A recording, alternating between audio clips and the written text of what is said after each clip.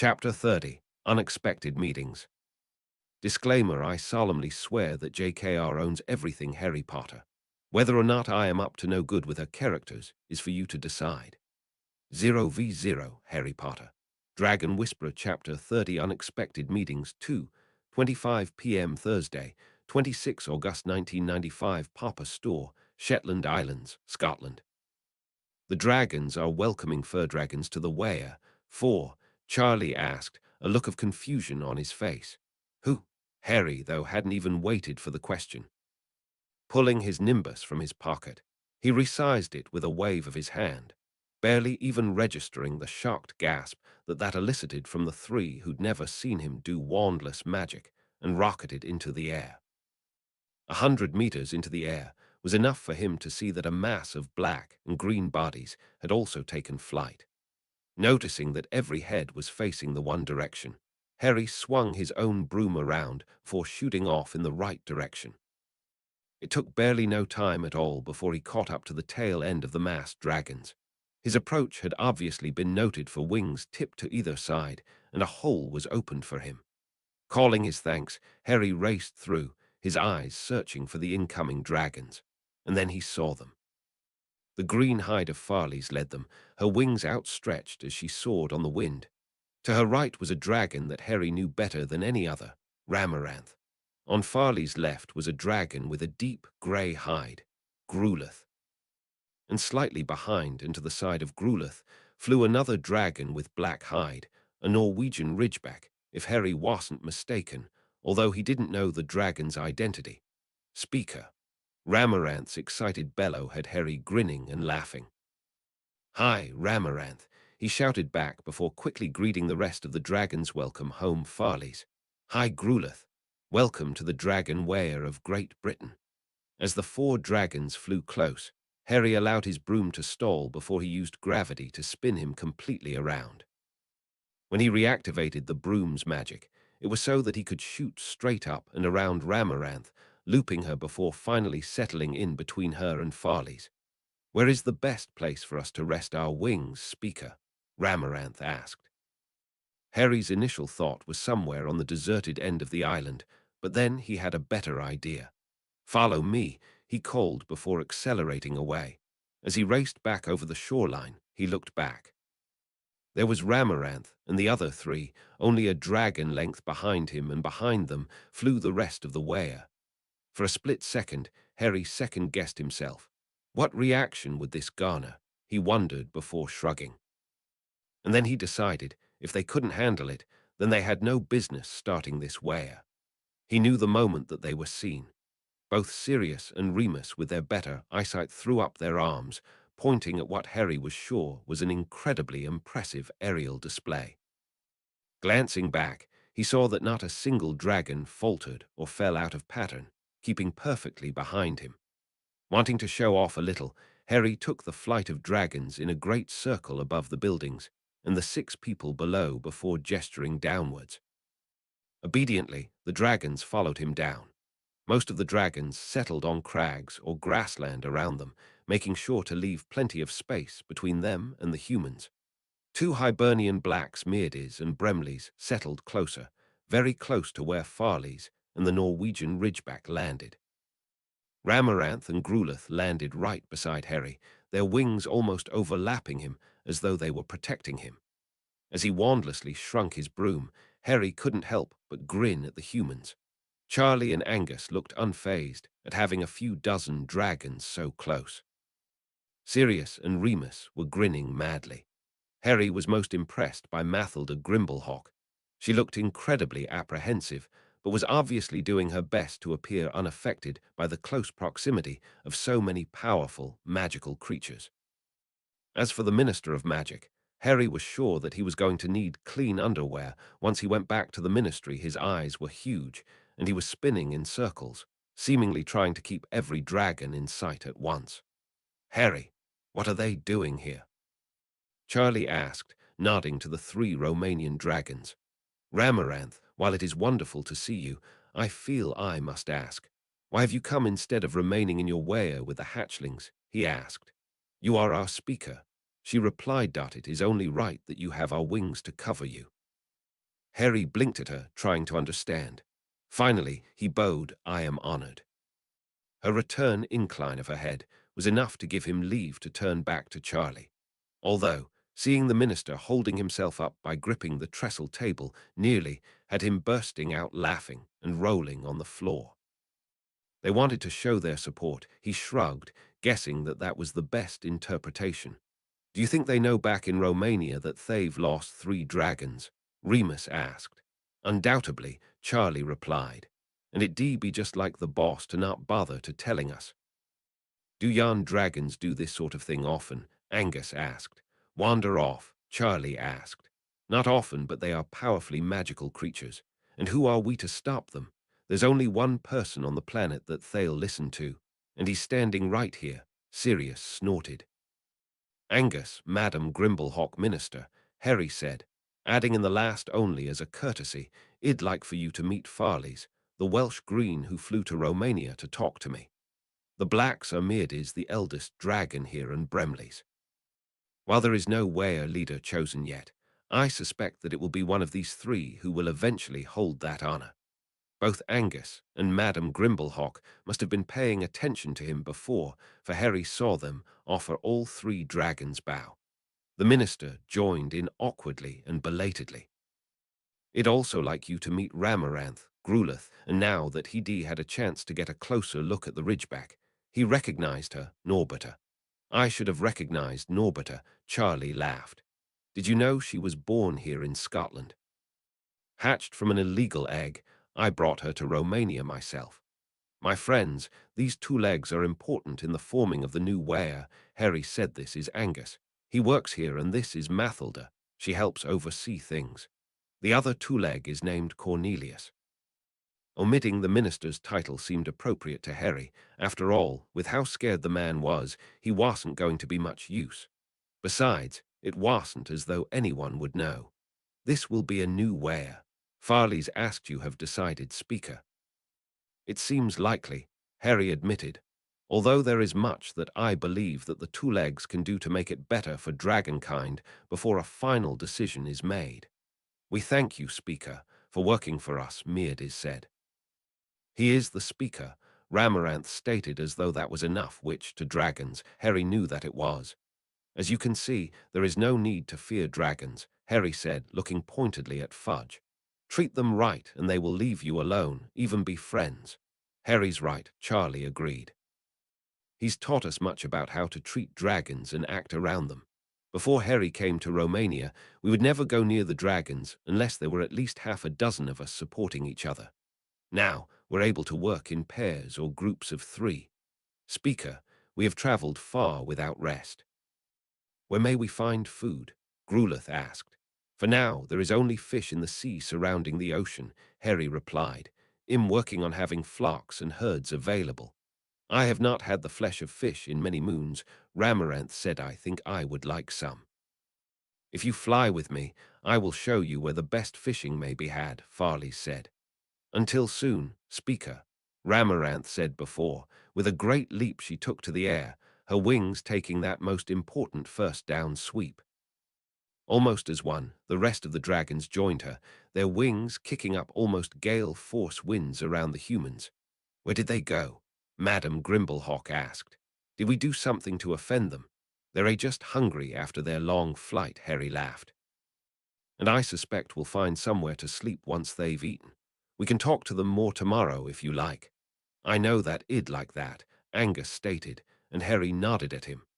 "I think the sooner that you can get more dragon handlers here and working with the dragons, the better," Charlie stated. "They need a chance to get to know the dragons, and the best time to do that is while Harry's here, too." "Mathilda, when can we make that happen?" Fudge asked. "I have the responses to the applications that we've received from our ads in my office," she replied. "I believe we've had 11 so far. I would appreciate your input into their suitability." "I'd be delighted," Charlie nodded. "Then if you and Angus will accompany me," she asked. "Minister?" "Yes. Yes, I think I should be getting back to the ministry as well," he replied. "What about you, pup?" Sirius asked. Harry looked towards where the dragons had flown off to. Ramaranth and the others, he knew, would need sleep soon, but there were a lot of other dragons here that he needed to get to know. "I'll stay, if that's all right. At least for a while longer," he replied. Remus held out a hand that a grumbling Sirius dropped some coins into before handing Harry a ring. "Say the name of my house and it'll portkey you home," he said. "Thanks, Sirius," he nodded.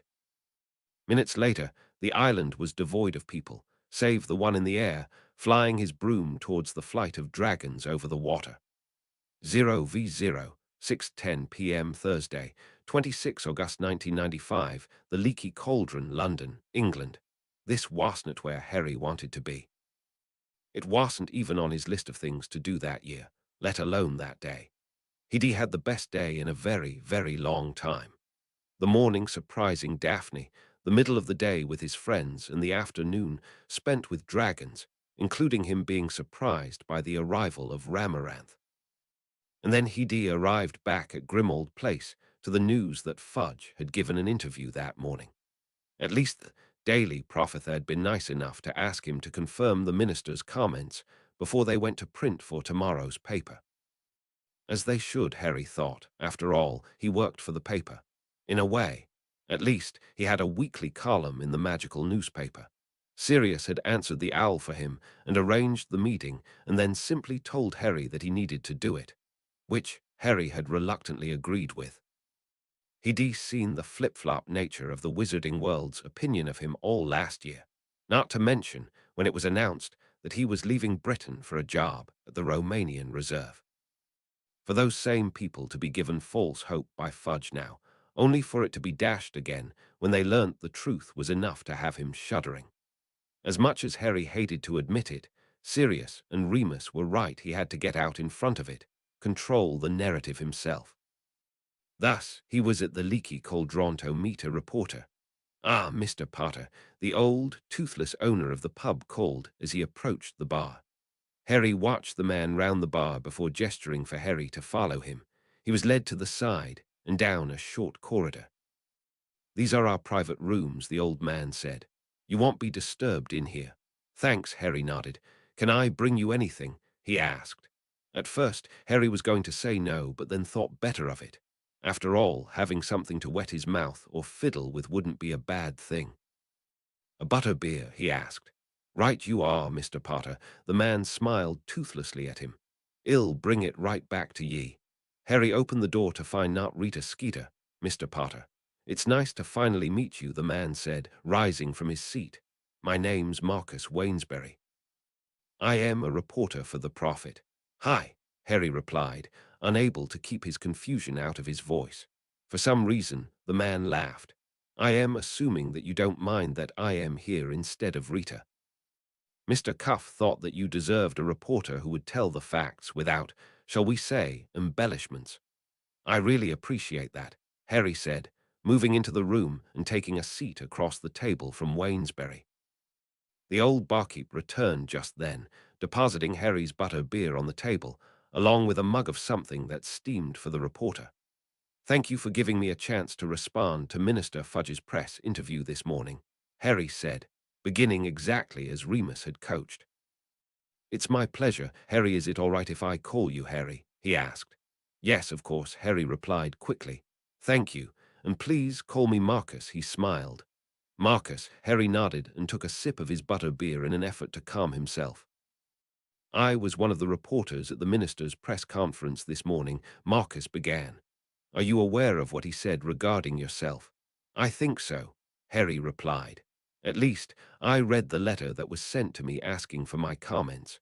Perhaps, since you were there, you could give me a summary." "Certainly," Marcus nodded. "Minister Fudge confirmed that you had returned to Britain and that you were here to consult with the ministry over the formation of a new reserve. He said that, as part of your contract to work with all of the dragon reserves of the world, you would be here for as long as it took to get British Reserve up and running. He also mentioned that Charles Weasley had been approached to be the head dragon handler and that he had hopes that the two of you would work here permanently." Harry nodded. What he'd been told was identical to what was in the letter. "I'd like to start my response by saying that not everything that Minister Fudge said was accurate," Harry said, watching Marcus Quill scratching away with what he was saying. In what way was the minister inaccurate? Marcus asked, writing down his own question.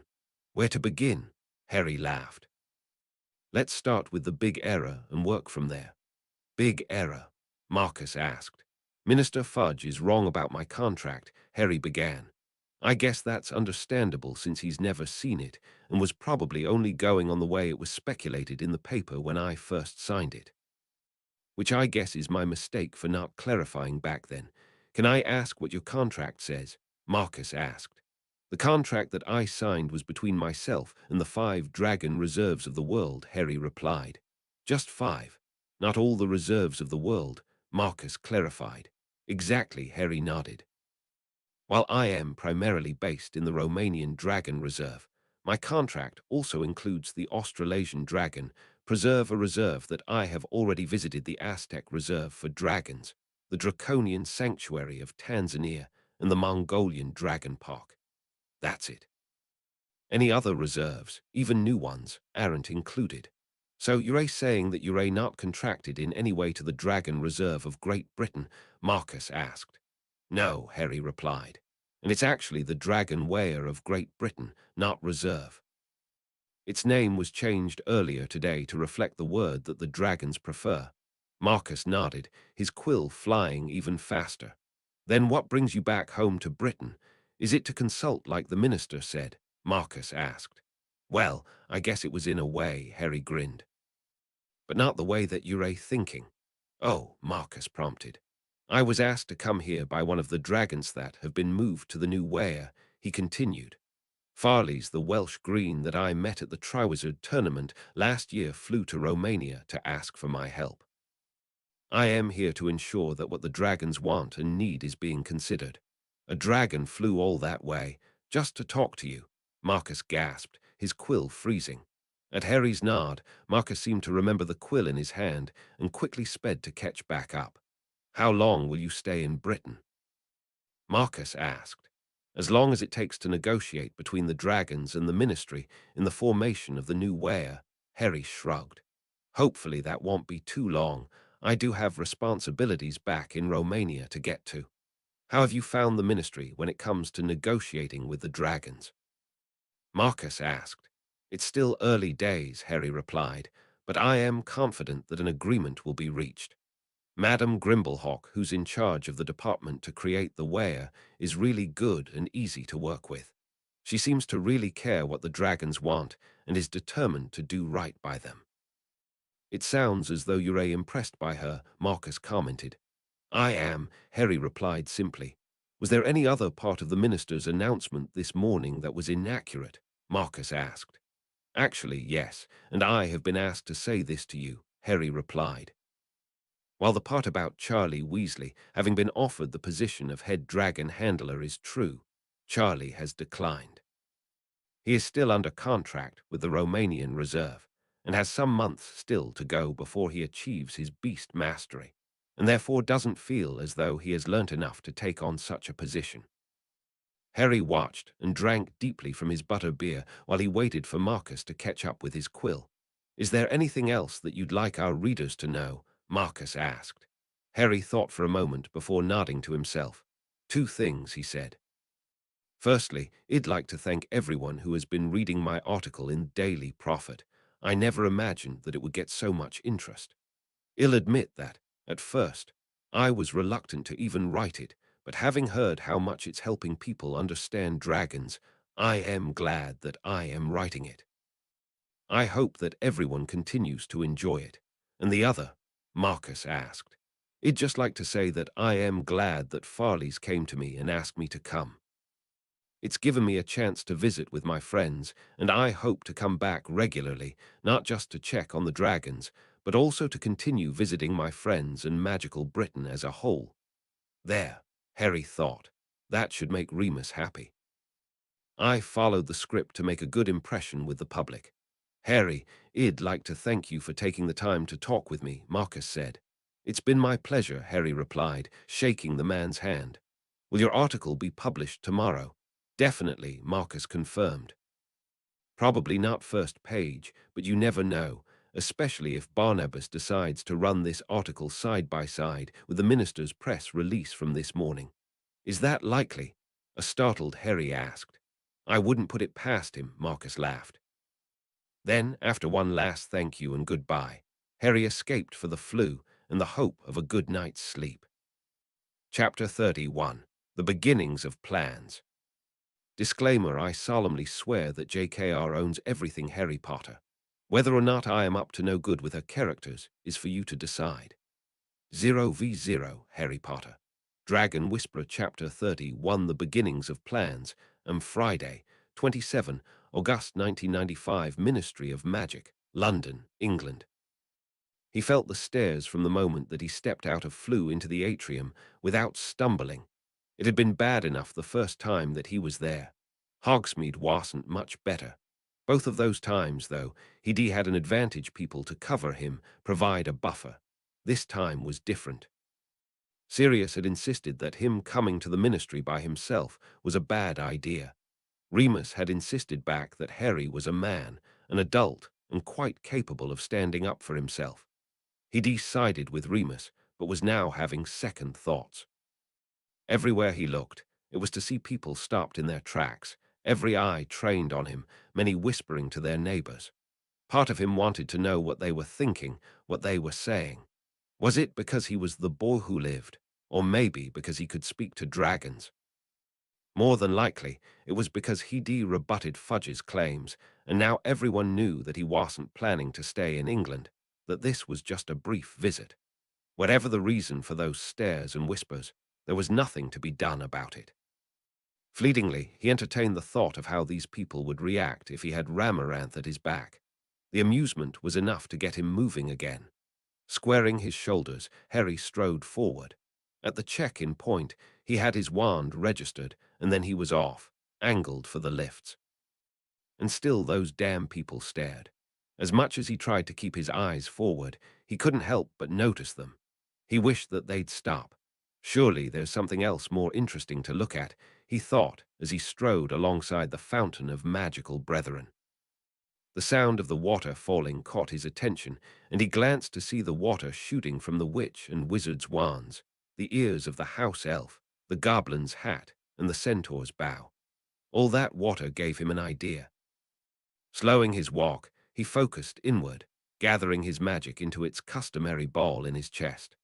As soon as he was content with its power and shape, he opened a small hole and directed his magic towards the water.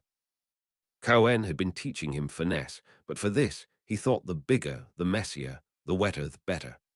Harry sent his magic into the pool of water at the bottom of the fountain and let it spread out around the sides, and then he-pushed. Instantly, the water started swirling. Around and around, faster and faster, until a great whirlpool began forming.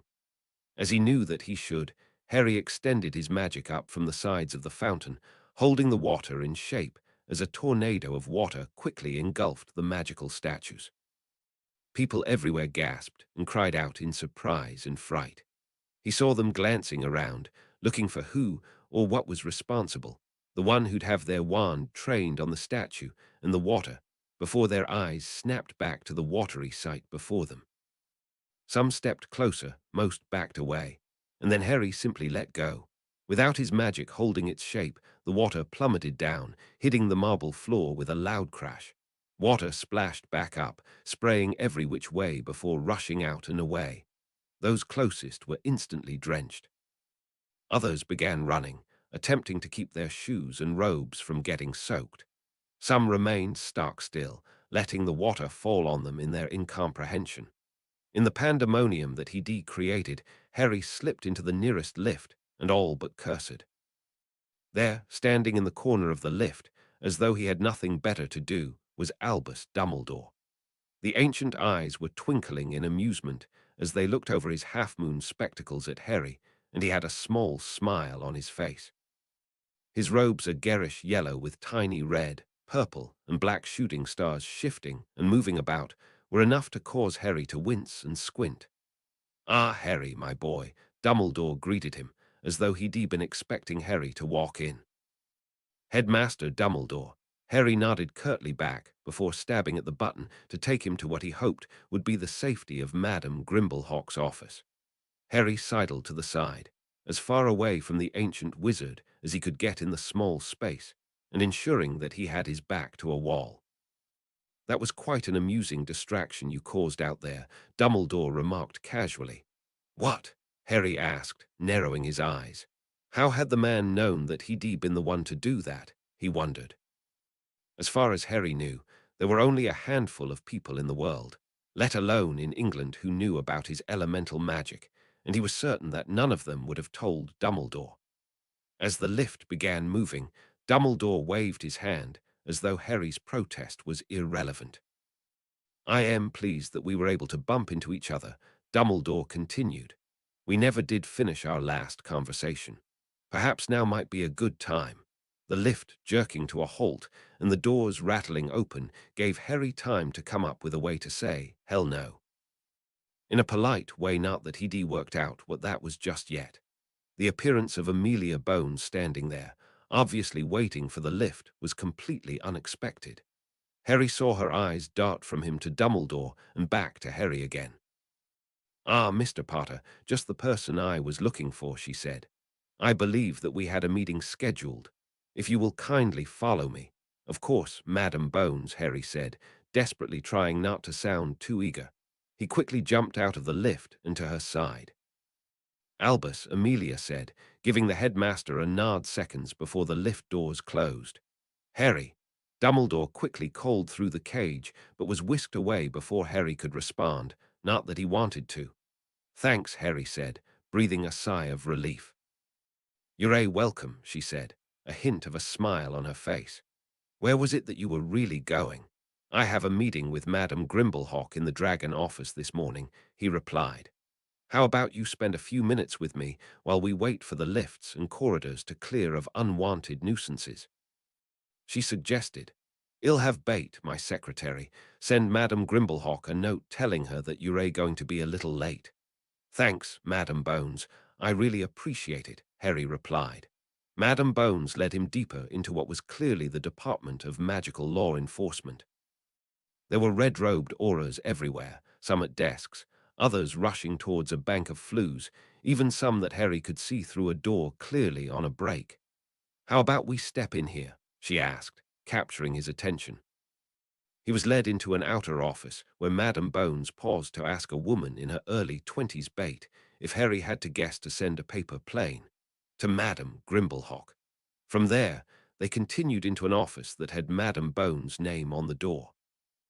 "As unexpected as our encounter was," she began, sitting in one of the two chairs on the near side of the desk and offering the other to him, "it does save me an owl." "Oh?" Harry asked, suddenly wary. Yes, this was Susan's aunt, but it wasn't the first time that people had wanted to get to him and to use him for something. "Indeed," she replied, a slight smile appearing on her face. "You did, after all, send me a very interesting letter 2 months ago." "Oh, that," Harry replied. "What did you make of it?" "I thought it made for some very interesting reading, and combined with a number of other pieces of information that I've been able to gather, painted a very interesting picture," she replied. "I am glad that I could help," he said. "You have done more than that, Harry," she replied. "But I am afraid that I am going to have to ask for something extra." "Oh," he asked again, that feeling of wariness reappearing. "My job is to enforce the law," she began. "When individuals, no matter who they are, break the law, it is my responsibility to bring them to justice. Unfortunately, there are times when even my hands are tied." "Political stuff," Harry guessed, remembering a particularly enlightening conversation that he'd had with Sirius back in Australia. "That's one way of putting it," she smiled. "But between that little stunt with the Wisengamot that you and Sirius pulled a masterpiece, I might add, that really shook a few things up, as well as you being back in the country, I think that it might finally be time to act." "What does me being in England have to do with anything?" he asked. "In order for me to bring a case before the Wisengamot of this magnitude, I need to make sure that I have a rock-solid case," she said. "Your testimony, given in person, would be key." Harry stared at her. You want me to testify against Dumbledore in front of the Wisengamot? Yes, she replied simply. For a fleeting moment, he imagined Dumbledore dressed in a black and white striped shirt and pants instead of one of the garish, eye-watering robes that the ancient wizards seemed to prefer. A striped wizard hat was promptly added, making Harry smile. I am listening, he said. 0v0, 10:20 a.m. Friday, 27 August 1995, Ministry of Magic, London, England. Getting to the department for the regulation and monitoring of the dragons of Great Britain felt a bit like a game of cat and mouse for Harry. He and Madame Bones had firstly gone to the lifts, where she had done some sort of spell that told her that there was a person waiting in there, unseen. Shed promptly scowled, sighed, and wheeled Harry around and away. A non-signed, nondescript door had been opened for him to reveal a set of stairs. It had then been a simple case of walking down them to reach level 4. Once again, Madame Bones had performed a spell, and obviously happy with the results, had ushered him out and down the corridor. Shed only let him go off on his own once he was safely ensconced with Madame Grimblehawk herself. Have Mathilda send me a memo when you're ready to leave. Harry and Ill come and escort you personally, Madame Bones had instructed. Thanks, Harry replied, while Madame Grimblehawk had given a nod of understanding. I understand that you spent an extra few hours at the where yesterday after we left. Madame Grimblehawk asked, pleasing Harry with her use of the proper word. I did, he smiled at the memory. Ramaranth and the others quickly settled in for a sleep after their long flight, so I took the chance to get to know some of the dragons there. How are they settling in? She asked. They're still very cautious, extremely wary, he replied before taking a breath to push down his embarrassment, but I think having me there has helped. You've been a Merlin send, she smiled. We're learning so much about the dragons from you. And getting to be so close to them yesterday, she trailed off with a shake of her head and a smile on her face. Harry understood. He'd seen the same look on the faces of Sirius, Remus, Daphne, and her family. Anyone who encountered the dragons for the first time and actually understood that, while they deserved to be feared and respected, there was no need to be afraid. I do envy your ability to be able to talk to them, Madame Grimblehawk said. You do? A startled Harry asked. Her statement was at extreme odds with the rest of the country, indeed most of the world when it came to Parseltongue. Oh, very much so, she replied. When I was first given this post, even back when it was just a committee, I was determined to do my best for the dragons. But everything that I knew about them came from my Hogwarts Care of Magical Creatures course, which I think consisted of a week or two of classes and what I'd read in books. Being able to meet them was a dream. Being able to talk to them or ride on the back of one, as you have done, was almost too much to imagine for anyone doing. It is pretty great, Harry grinned. I wouldn't change it for anything. I know that I still have much to learn about our magnificent creatures, she said. Perhaps you can help me make sure that they are being cared for the best that we can and that they are given what they need to flourish. Of course, he nodded. It's what I am here for and what the dragons want from me too. Speaker for dragons, remember? Exactly, she smiled. Harry watched as she pulled a fresh piece of parchment to her, laying it beside the one that was filled with copious amounts of notes. Harry, you said that the dragons aren't happy with where they can sleep on the island, Mathilda asked. Harry shook his head. Not really. What do they prefer? She asked, picking up a quill and holding it over a piece of parchment, ready to take notes. It differs, he shrugged.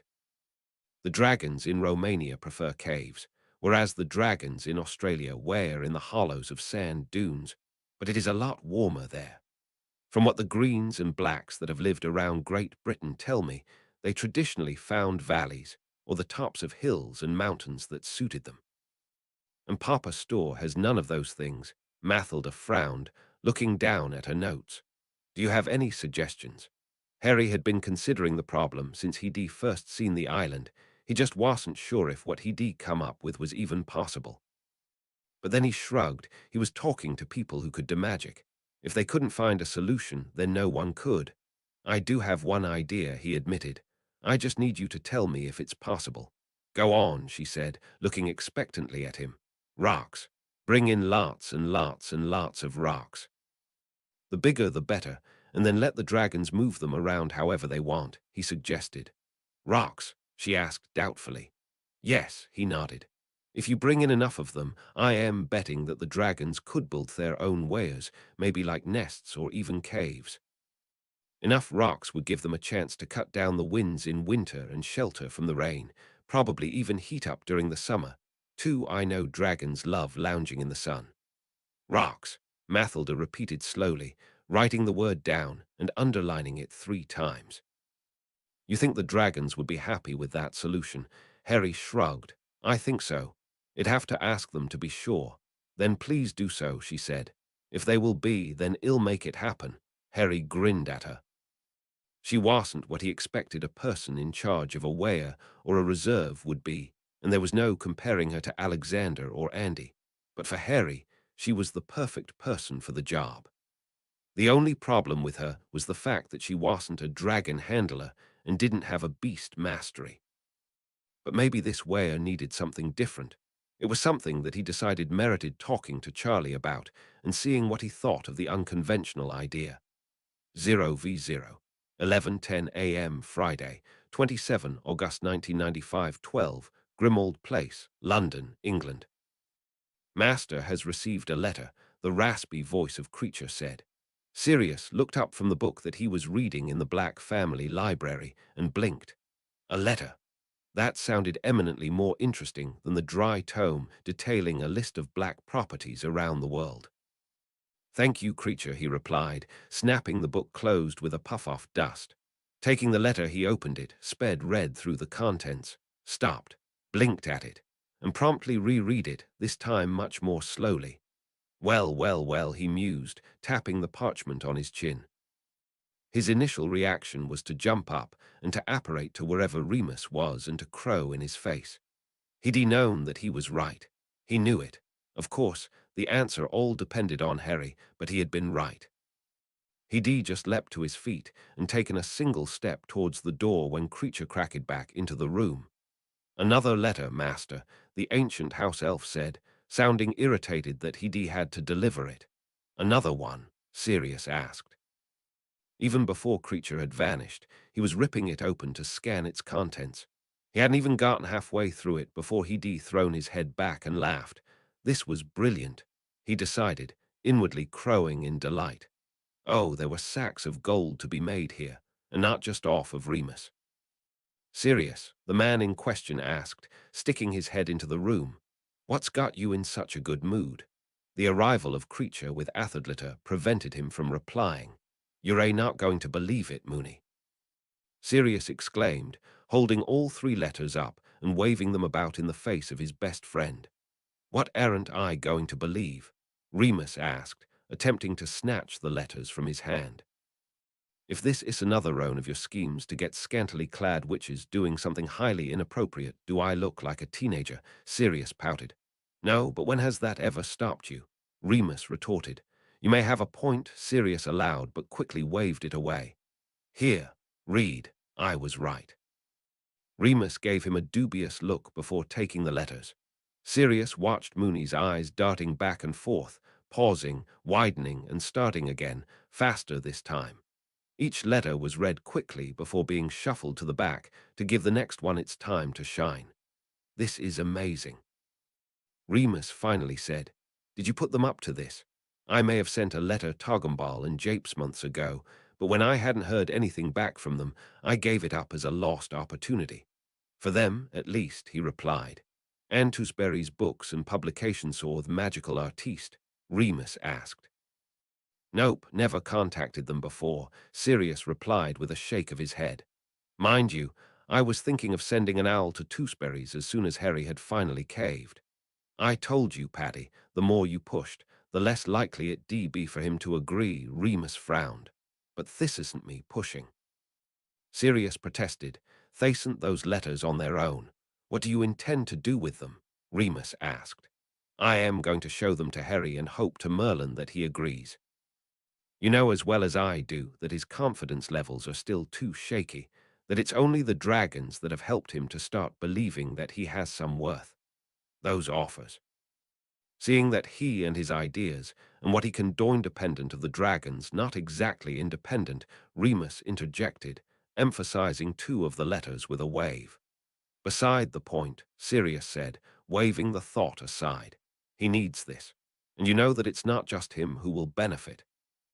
Yes, he'll make a lot of gold on those deals if he accepts, but it'll also help kids, parents, everyone. Knowledge and understanding will explode.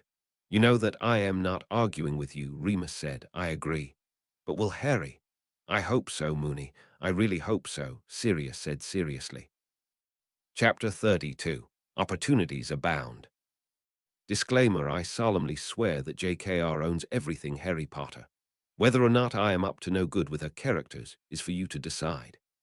0v0 Harry Potter.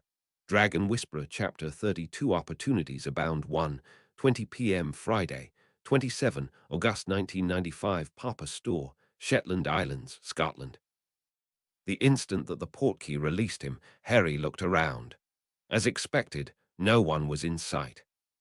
Charlie, he knew, was running an errand before he was going out for the rest of the day, and the only other person that could have been here, Angus, was in London at the ministry, with Madame Grimblehawk, conducting the first interviews with the prospective new dragon handlers. He was alone. Not a human for miles. The island was completely deserted, which meant that he could take some time out to just relax, and what he had in his bag would allow him to do just that. Pulling his nimbus from his pocket, he resized it, jumped on, and flew up high, looking for the perfect vantage point. Naturally, it didn't take long before he was spotted. With a bugle of welcome, Ramaranth leapt from where Shed been sunbaking and soared towards him. Other dragons, too, quickly joined them, flying circles around him in an aerial display that had him laughing in joy. "Speaker, you came." Ramaranth called. "Hi, Ramaranth. How is everyone today?" he replied. "The wear is well, Speaker," she replied. "You're liking it here?" he asked. "Fish make a good, different meal, but it is not home," she replied. "Yeah, I know what you mean," Harry replied. Finally, he found what he was looking for. Below and to his right, a bluff, protected on one side by a set of high rocks that would shelter him from the wind, looked out over not just part of the island, but also the sea beyond. With a nod, he altered course and landed. After leaning his nimbus against the rocks out of the way, he methodically began setting up. His artist pack was unslung, placed on the ground, and opened. His easel was set up, and a canvas pulled from the expanded inside and secured. Lastly, the pack's extendable legs were pulled out, and the bag's neck opened to give him easy access to his chalks and paints and brushes. The light might not have been quite right just then, but Harry was confident that in an hour or two the sun would reach the perfect angle for the painting that he had in mind. That he knew would give him plenty of time to sketch the area, the rocks and land, the sea and crashing waves against the cliff, and of course the dragons. Harry smiled to himself. As he'd come to expect, dragons had settled around him, some quite close, others further away, but positioned where they could still keep an eye on him. Just in the field of view that he'd chosen for this particular painting, there were two greens and black.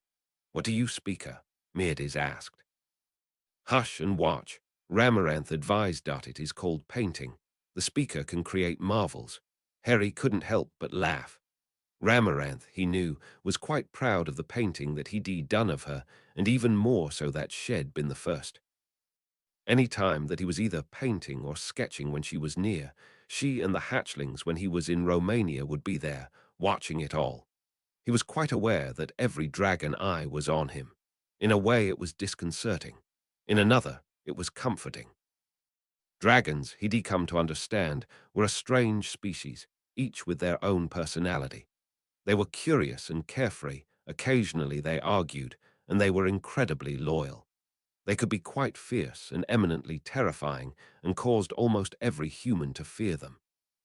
But when they were with him, they could almost be considered gentle, caring, and overtly protective, a factor that he put down to not just the mark that he'd been given by them, but because he talked to them and cared for them too. Picking up a piece of chalk, he set to work. Lines, sure and strong, began appearing on his canvas. His eyes flicked from the scene to the canvas over and over. Rocks, the sea, dragons, all took shape before him. The canvas and capturing every detail became his sole focus. The fact that dozens of dragon eyes were on him were forgotten. The breeze that ruffled his clothes and hair weren't noticed. Birdsong and the crashing of waves disappeared from his hearing. There was only the canvas and the chalk in his hand. The sun moved, the light changed, highlighting different parts of the scene before him with shadows or causing the spray from the waves to glitter, and he worked faster, harder. Notes were made of colors, highlights marked. Finally, when he was happy, he switched from the chalk to a brush. Colors were picked, squeezed from their tubes onto his palette and mixed as needed. Harry relaxed as he hadn't been able to for days. The painting wouldn't be finished that day, probably not even that week, but he was content. Right then, he couldn't be happier. It was just him and the paints. And his dragons, of course. 0v0 to 00 p.m. Friday, 27 August 1995, the Borough, Artery St. Catchpole, Devon, England. Walking down the lane towards the multi-story ramshackle building that was obviously only held together by magic, brought a cacophony of emotions to Charlie. It was home, the place he'd grown up, full of love and laughter, pick-up Quidditch games, hours of chores, scuffles, arguments, bangs, explosions, giggling and never-ending time where there was always something happening. But as much as he loved his family, there was never time to be alone like he'd found in Romania. Here, though, his father was always there, and Charlie and Bill got on like a pair of Krupps. The twins made life unpredictable in the extreme, not to mention loud. Percy and Ron were worlds apart, one wanting everyone and everything to follow the rules, the other not caring about what he did, relying on hiding behind his mother's skirts when his brothers chased him away. And then there had been Ginny. Forcing thoughts of the baby sister that they'd lost from his mind, he strode the last few meters and paused at the door. Before he could decide whether it was appropriate to knock or to simply walk in, the door was yanked open. Charlie. His mother exclaimed, before launching herself at him, wrapping her arms around him so tightly that he was afraid that he'd never breathe again. "Hi, Mum," he managed. "Let me look at you," she said, suddenly thrusting him away, but firmly keeping a hold of both of his hands. "You haven't been eating enough, have you?" "I've been eating just fine, Mum," Charlie tried, knowing that no matter what he said, he was doomed. "Come in and sit down," she instructed, dragging him towards the kitchen. "I'll whip up a batch of biscuits. That should be enough to tide us over until dinner." "You are staying for dinner." It wasn't a question, and Charlie had known that he'd be there for the duration before he came. Thus, why he hadn't arrived until the afternoon. "Yes, Mum," he replied obediently. "Charlie, how wonderful to see you again." His father exclaimed, appearing in the doorway before coming in to shake Charlie's hand. "Crack, crack, boys, what have I told you about apparating in the house?" Their mother reprimanded, brandishing a wooden spoon at them. "Sorry, Mum," Fred said, sounding anything but sorry. "Had to be done," Charlie added. Especially when we heard that Charlie had finally come home, instead of just teasing his loving, caring, devoted family with his name in the newspaper every other day, and making us wait instead of rushing straight home to see us. "All right, boys, that's enough of that," their father said, barely hiding the laughter in his voice. "Hey, Charlie," Ron said, looking rather windswept as he came in through the door. "Hi, Ron, been out flying?" He greeted his youngest brother. "Yep," Ron replied.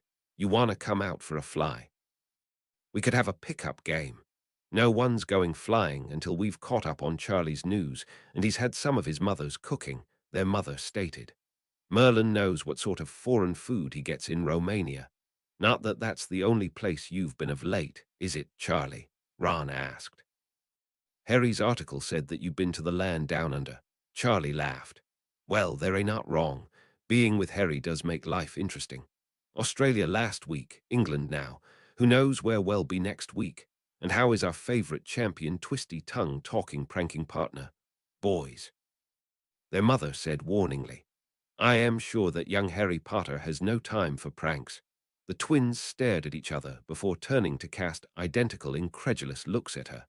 You should have seen him the first day that he walked into the Great Hall, Mum, Ron said. Used that wandless magic of his to put Malfoy and his cronies in their place. And used Snape to do it. And what would you call going fishing and paying a merman to rescue his hostage from the bottom of the lake for the second task, but a prank on the entire Triwizard competition? As much as it pains me to say it, the boys do have a point, their father agreed.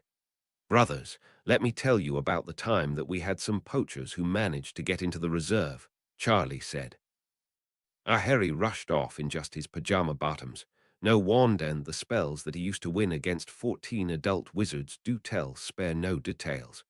The twins said eagerly, with not just Ron, but also their father nodding eagerly along.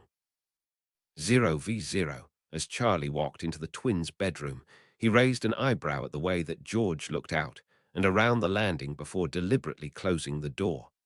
The room looked the same as ever. Two beds were against one wall, end to end, with a thin cupboard at their feet. The rest of the room was a mix of boxes and bags and bundles, all piled on top of each other in a haphazard mess. As curious as he was, Charlie knew better than to ask what was in any of it. Make yourself comfortable, Fred offered. Looking around, he saw a small barrel and pulled it out from under a tossed-aside cloak. Excellent choice. Charlie looked at the twins. That was one thing about living in Romania, no headache-inducing twin speak. Why? He asked suspiciously. Twin grins answered him before both pulled their wands and pointed them at the barrel. We solemnly swear that pranking is best planned with liberal amounts of libations. They finished together. Instantly, the barrel glowed a vibrant blue, shuddered and split open down the middle. Charlie's eyes widened at the vast array of bottles that were stored inside it, and considering how many there were, it was obvious that there was a mild space expansion charm infused in the barrel as well. That is a lot of alcohol, Charlie deadpanned. Really? You think so? Fred asked, considering the barrel. We thought that it was barely enough, George added. I'll take a shot of fire whiskey, Charlie said. Here you go, big brother, George said a few minutes later, having procured 3 glasses and pouring. Now that we're alone and away from our mother, you can tell us the real important, most noteworthy news. What are the female dragon handlers like? 0v0, 6:45 p.m. Friday, 27 August 1995, 12, Grimmauld Place, London, England. Harry trudged through the front door of Grimmauld Place, tired but happy. He'd had a great day minus one brief interlude, and the best part was that he'd had some time out. The afternoon had been all for him, no rushing about with some emergency, no translating, no demands on his time at all. Harry patted the bag that he was carrying where his magical camera and art supplies were stored. There were still dozens of hours of work to get the painting that he imagined finished, but he had the sketches done perfectly. Is that you, Harry? He heard Sirius call. Harry veered from his path to the stairs and instead followed the sound of his godfather's voice to the kitchen. Hi. Sorry, I am late, he said from the doorway. I take it you spent the afternoon with the dragons, Remus asked. Yeah, Harry smiled. Got some amazing pictures. At least I think I did. I still need to develop them to make them magical. Did I miss dinner? Nah, I had Creature put a plate aside for you, Sirius said. Charlie, too, not that I expect hell wanted. Noting the absence of the red head, Harry cocked his head. Where is Charlie? He asked. Charlie went for a visit to the burrow, his family home, Sirius answered with a grin. If I know Marley, hell be lucky to escape before the end of the year. From what Harry knew of the Weasley matriarch, Sirius was probably right. A brief pang of longing shot through him, and not for the first time or even the millionth, he wondered what it'd be like to have a mum. Pull up a seat, Harry, Remus said. You can take your bag up later. With a nod, Harry slipped his bag off of his shoulder and placed it near the door before sliding into a chair opposite Remus, Sirius sitting at the head of the table. Instantly, Creature was there, mumbling under his breath too low for Harry to hear. Thanks, Creature, Harry said. as the plate of beef Wellington and vegetables was placed in front of him.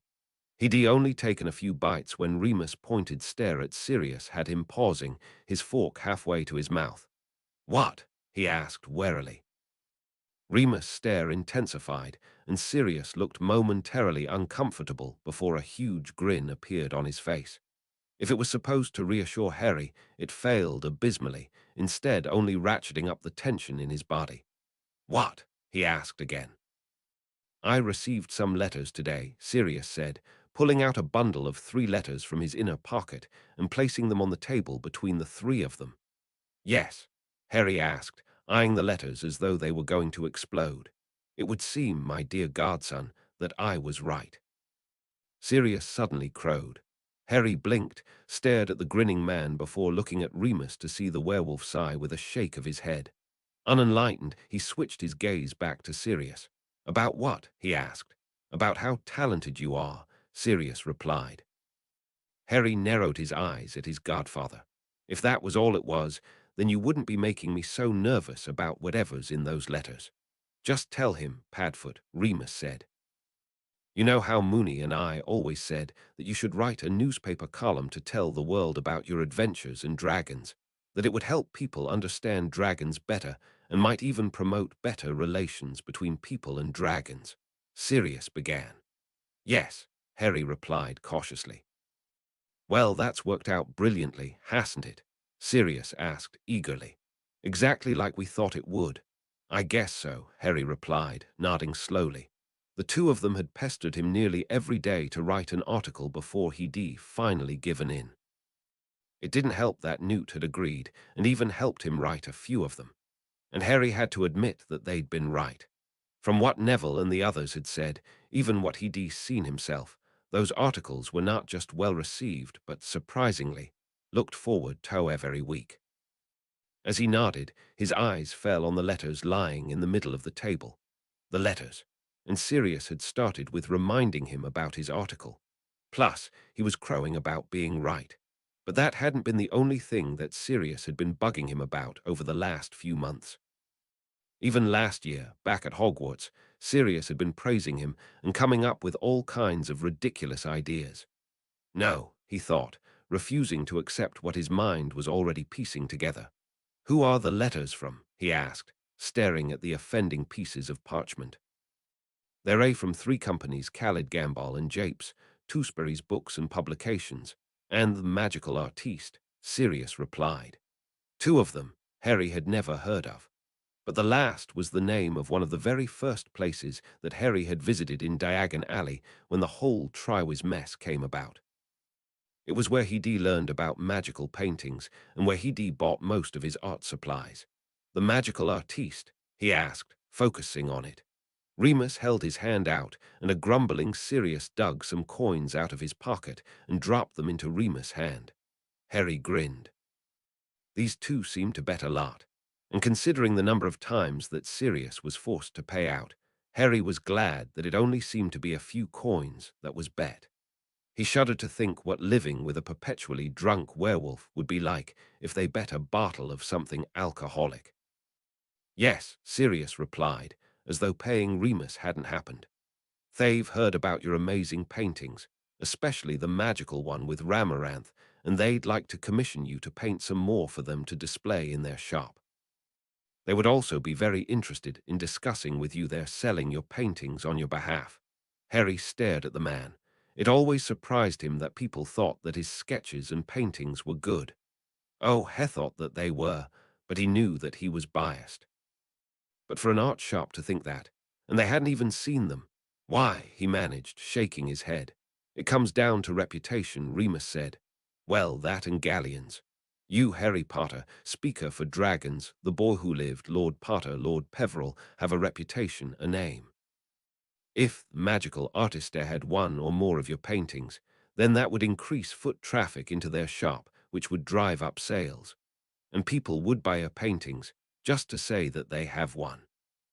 And you can bet your life that they'd hang it somewhere prominently in their homes for others to admire," Sirius added. Harry sat back in his chair, staring between the 2 men. His art, his paintings, displayed for everyone to see.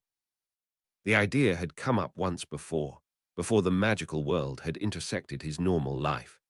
His old art teacher, Mrs. Jensen, had thought that he, along with a few others, had the talent necessary to enter a competition at the Surrey Art Gallery. He would have done anything to have some of his paintings displayed there.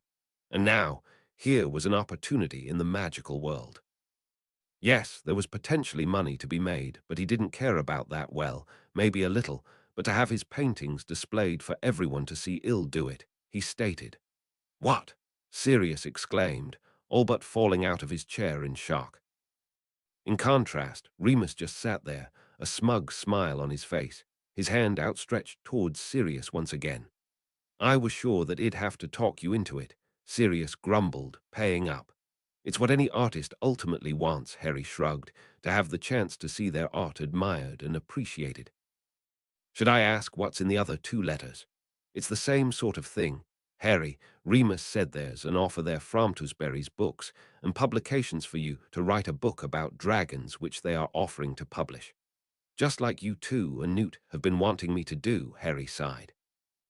You know, Neville told me that every book about dragons, a lot of which is complete nonsense, by the way, has been sold out from every bookstore since my articles started coming out.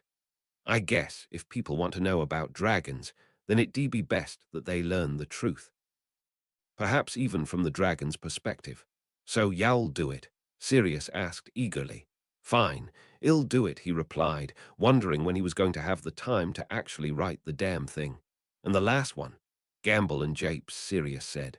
They're a wizarding joke shop.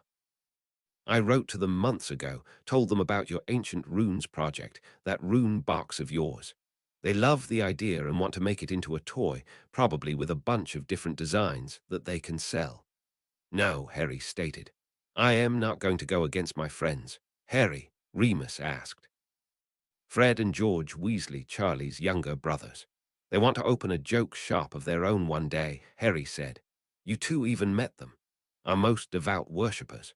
Those two pranksters who consider themselves but mere amateurs or apprentices to the marauders. Sirius asked, obviously enjoying the memory of the twins bowing over and over at his feet. They're the ones, Harry grinned. If that rune box is good enough for Gumball and Japes, then it's good enough for the twins when they get their joke shop off the ground. They can have first rights on the idea. If they say no, then I guess we can talk Targumball and Japes. That very kind of you, Harry, Remus said. Yeah, well, they're my friends. So's Charlie. You know that, he shrugged. If you like, I can deal with Gambol and Japes and Tewsbury's books and publications, Sirius offered. I am assuming that you'd like to talk to the magical artist yourself. Thanks, Sirius. And yes, I would, Harry nodded. If I can borrow Hedwig in the morning, I'll send off the replies, he said. As if on cue, Hedwig came soaring into the kitchen and landed on the back of the chair beside Harry. With a smile, he reached up and stroked her chest feathers.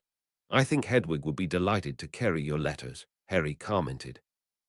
Chapter 33. You are invited to. Disclaimer, I solemnly swear that JKR owns everything Harry Potter.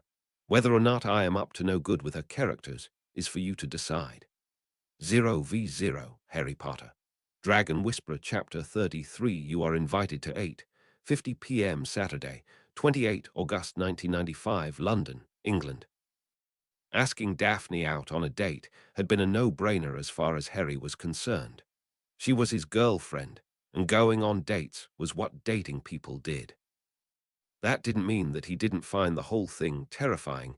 He had no idea what was supposed to happen on a date, and his only experience prior to that night had been the Yule Ball, a night that had started out great, but had ended in disaster. Harry had briefly considered asking Sirius for advice, a thought that he had discarded so fast that the thought had barely entered his mind before exiting through the closest ear. Charlie had been a much better option, and one with advice that wouldn't end in him getting slapped at the end of the night, unlike anything that he was sure that Sirius would suggest. He'd chosen Muggle, more for safety's sake than anything else. He had some idea of how to handle Muggle things, a vague idea of where to go, whereas if they'd stayed in the magical world, all the people staring at them would have made it unbearable. They'd started with dinner, an Italian place where he'd ordered a pizza for them to share.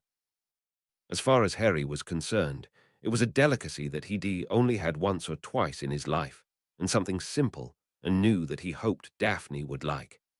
He'd been apprehensive when she took her first bite, but the smile that had quickly blossomed had reassured him. After dinner, he'd taken her to a movie. He still wasn't sure if choosing Babe, a movie about a talking pig on a farm, had been the best choice, but considering his life where he could talk to dragons and seemingly other reptiles, it didn't seem all that ridiculous. Either way, Daphne had enjoyed it, and that was all that really mattered to him.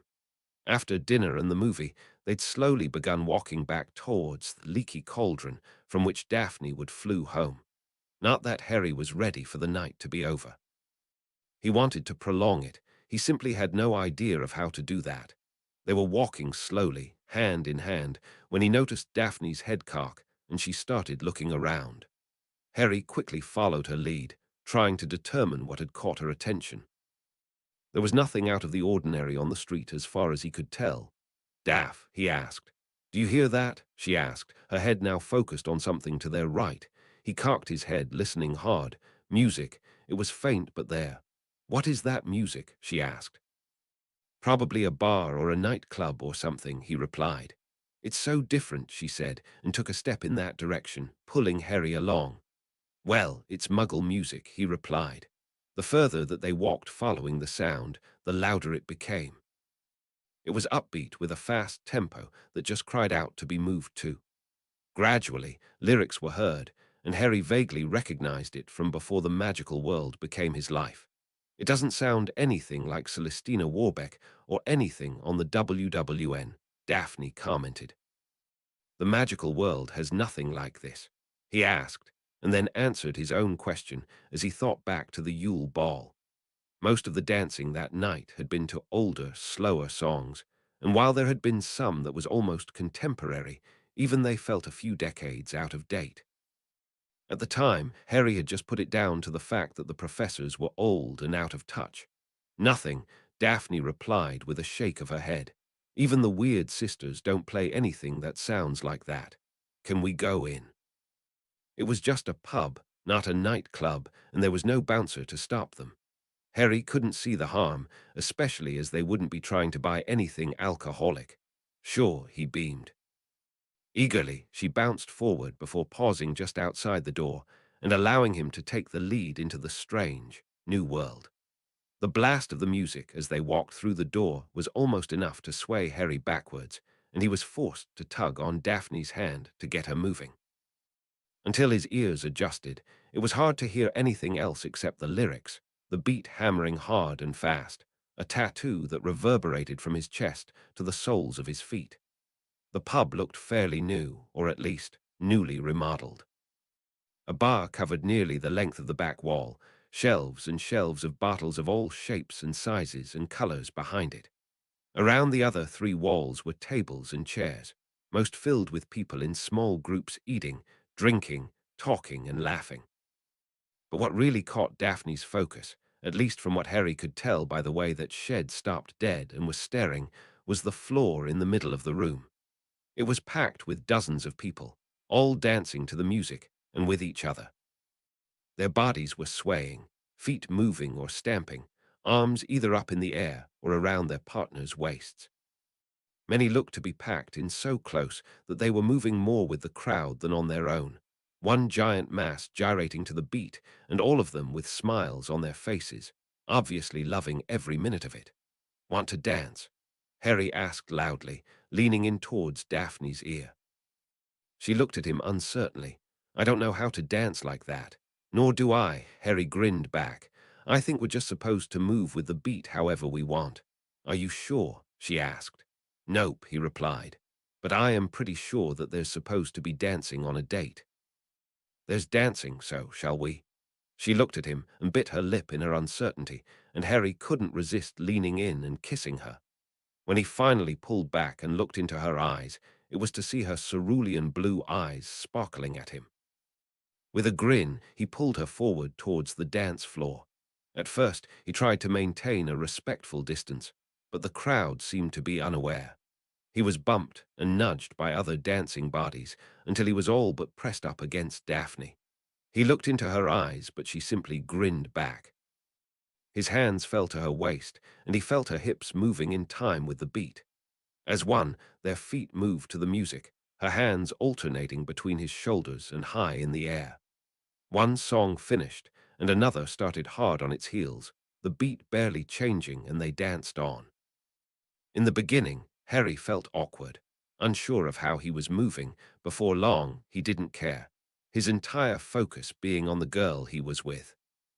They danced song after song, sometimes a little apart, much of the time sandwiched together in the press of the crowd, something that Harry was not going to complain about. Sometime much later, when they were hot, sweaty, and thirsty, they danced their way off the floor, massive grins plastered on their faces. Harry led them over to the bar to get them soft drinks. Once drunk, though, and as much as they would have preferred to stay and keep dancing, they knew that they had to call it a night. "We have to come here and do this again," Daphne exclaimed as they stepped back out onto the path. "Yes." Harry agreed and used his arm that was around her to swing her to him. His other hand reached up to cup her face, and he leaned in to capture her lips with his own, sealing the promise of many more dates to come. 0v09:05 a.m. Sunday, 29 August 1995, Fudge Estate, Cornwall, England. Cornelius read and reread the letter in his hands until the parchment crinkled with how tightly he was holding it. What is Amelia thinking? He wondered. Clearly, she's lost her mind.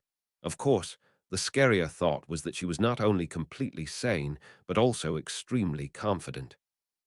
Not that a confident Amelia Bones was any less scary. Once again, he read the official notice of intent. The Wisengamot was summoned to a special court to hear allegations against Albus Percival Wulfric Brian Dumbledore and sit in judgment upon what they hear, charging Dumbledore. Once again, Cornelius questioned Amelia's sanity. The man was a pillar of society and had been so since even before he defeated Grindelwald. And then there were his connections and power block within the Wisengamot itself. Oh, that power block had taken a hit in the last few weeks between both Potter and Black Potter, Fudge mused. He'd heard whisperings after young Harry had given his 2 seats in proxy to Cyrus Greengrass about things that Dumbledore had done or should have done regarding the boy who lived. That didn't include the fiasco that was the Triwizard Tournament. The fact that Harry was back in Britain couldn't be a coincidence. Who to back, though? Dumbledore or Potter? He wondered, his mind spinning as he tried to work out the implications of each scenario. An unnecessary glance at the letter in his hand confirmed that he had 24 hours to decide. 0v09:13 a.m. Sunday, 29 August 1995, the headmaster's office, Hogwarts School of Witchcraft and Wizardry, Scotland. "Amelia, what a pleasant surprise," Albus exclaimed, hiding his confusion at her appearance at his school, and on a Sunday, no less. "Headmaster," she replied, her tone all businesslike, not that she ever seemed to speak any other way. "To what do I owe this pleasure?" he asked, leaning back in his chair behind his great desk. He watched her walk from his office door to stand between the 2 chairs that he kept for visitors and ignored his gesture for her to seat herself. "Albus Percival Wulfric Brian Dumbledore, I am here to inform you that you are instructed to appear before the Wisengamot to answer charges," she stated formally, holding out a sealed scroll that Shed pulled from an inner pocket of her cloak. He stared at her. Charges. The only word that came to mind was preposterous.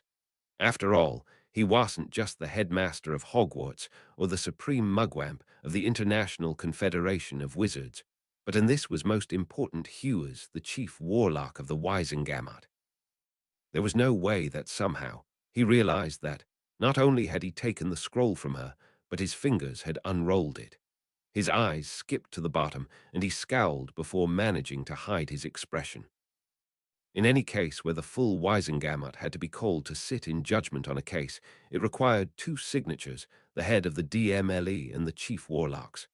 The only workaround was for 5 lords of the Wisengamot to sign in the place of the chief warlock. Longbottom, Black, Greengrass, Potter, Peveril. It seemed that the order was issued legally.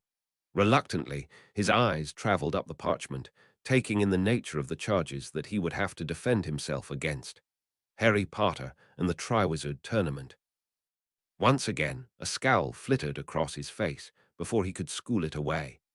He'd known that there had been a risk, however small, in telling the boy so much before the previous school year had been over, but it had been necessary. The boy should have listened to him, fallen under his sway, and done as he had been bidden, namely, give up this foolish idea of going off on an adventure with dragons, and instead enroll in Hogwarts and be guided by Dumbledore himself.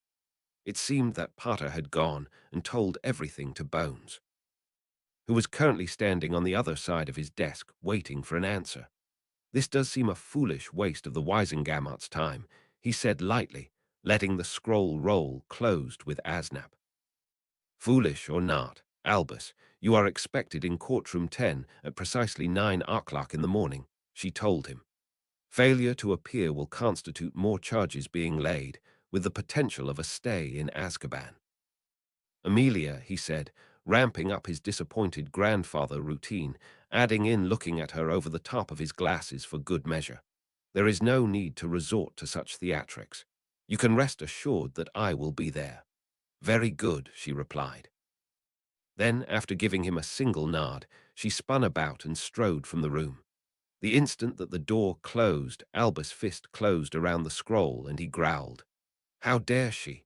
How dareth he whispered, the very air rapidly cooling, frost forming on his windows in his rage. Snatching up his wand, he lashed out with his most powerful bombarder, obliterating one of his side tables and every object on it. Then, with the greatest amount of effort imaginable, he pulled himself together and unfolded what remained of the scroll. He had work to do to get himself out of this, and to come up with a suitable way to punish the ones involved in this foolishness. 0v0, 9:26 a.m. Sunday, 29 August 1995, 12, Grimmauld Place, London, England. Well, that's that, Sirius said grimly, handing the letter across to Remus. Amelia moves quickly, Remus replied, noting the date. Oh, when Amy Bones is in the mood for something, Nathingi's going to stop her getting exactly what she wants. Sirius grinned. I do not need to hear about your time dating Amelia Bones when you were a teenager, Remus said. I was there, remember? Not for the best bits, Sirius countered. With how often you regaled us with the details, not only then but especially of late, it almost feels like I was, Remus sighed.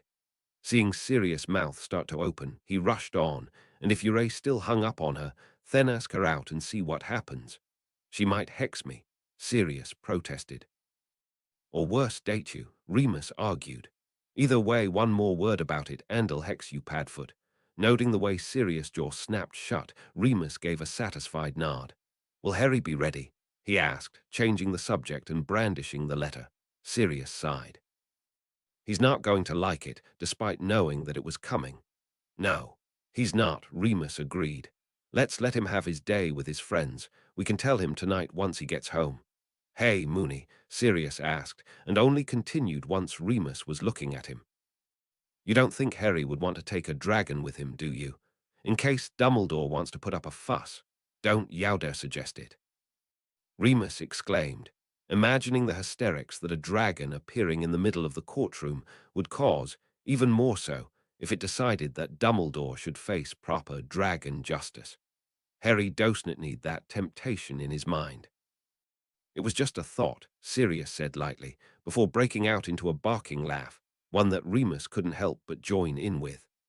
0v0, 1:50 p.m. Sunday, 29 August 1995, Papa Store, Shetland Islands, Scotland. This is amazing, Harry, Hermione commented, her eyes huge and round. Bloody terrifying, if you ask me, Neville muttered. Harry grinned at his mate. While he could tell that Neville was indeed scared, there was also a hint of something else, as though he wasn't quite as afraid as he thought that he should be.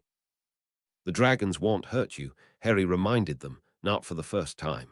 It is pleasing to see your mate by your side, speaker, Ramaranth commented, sending Harry's face bright red. Harry, what did Ramaranth say? Daphne asked. Ah, she just said that it was good to see you again, Harry replied quickly. She remembers Daphne, Susan asked. Of course, Harry replied. Why wouldn't she? That's not what she really said, was it? Daphne insisted, her eyes narrowed. It was the sentiment, Harry replied. Some words don't translate well. Which words? Daphne asked, and there was a dangerous lilt to her voice. Harry had no idea how to answer. He was still getting used to the idea that Daphne was his girlfriend. The fact that the dragons had interpreted Daphne in a very different way wasn't something that he had any control over. In desperation, he looked to Neville for help. There's no use looking at me, mate, Neville laughed. You know that I don't understand a word that the dragons say to you. Well, Daphne asked. Harry knew that he had no choice. Daphne was simply too canny at picking up on things and stubborn enough to hardly ever let anything go. He sighed with the inevitable. There is no word for girlfriend in the dragon language, he admitted. She stared at him, and he could see her mind working, trying to work out what word the dragons did use. What word, Harry? She asked. He looked away before answering. Mate.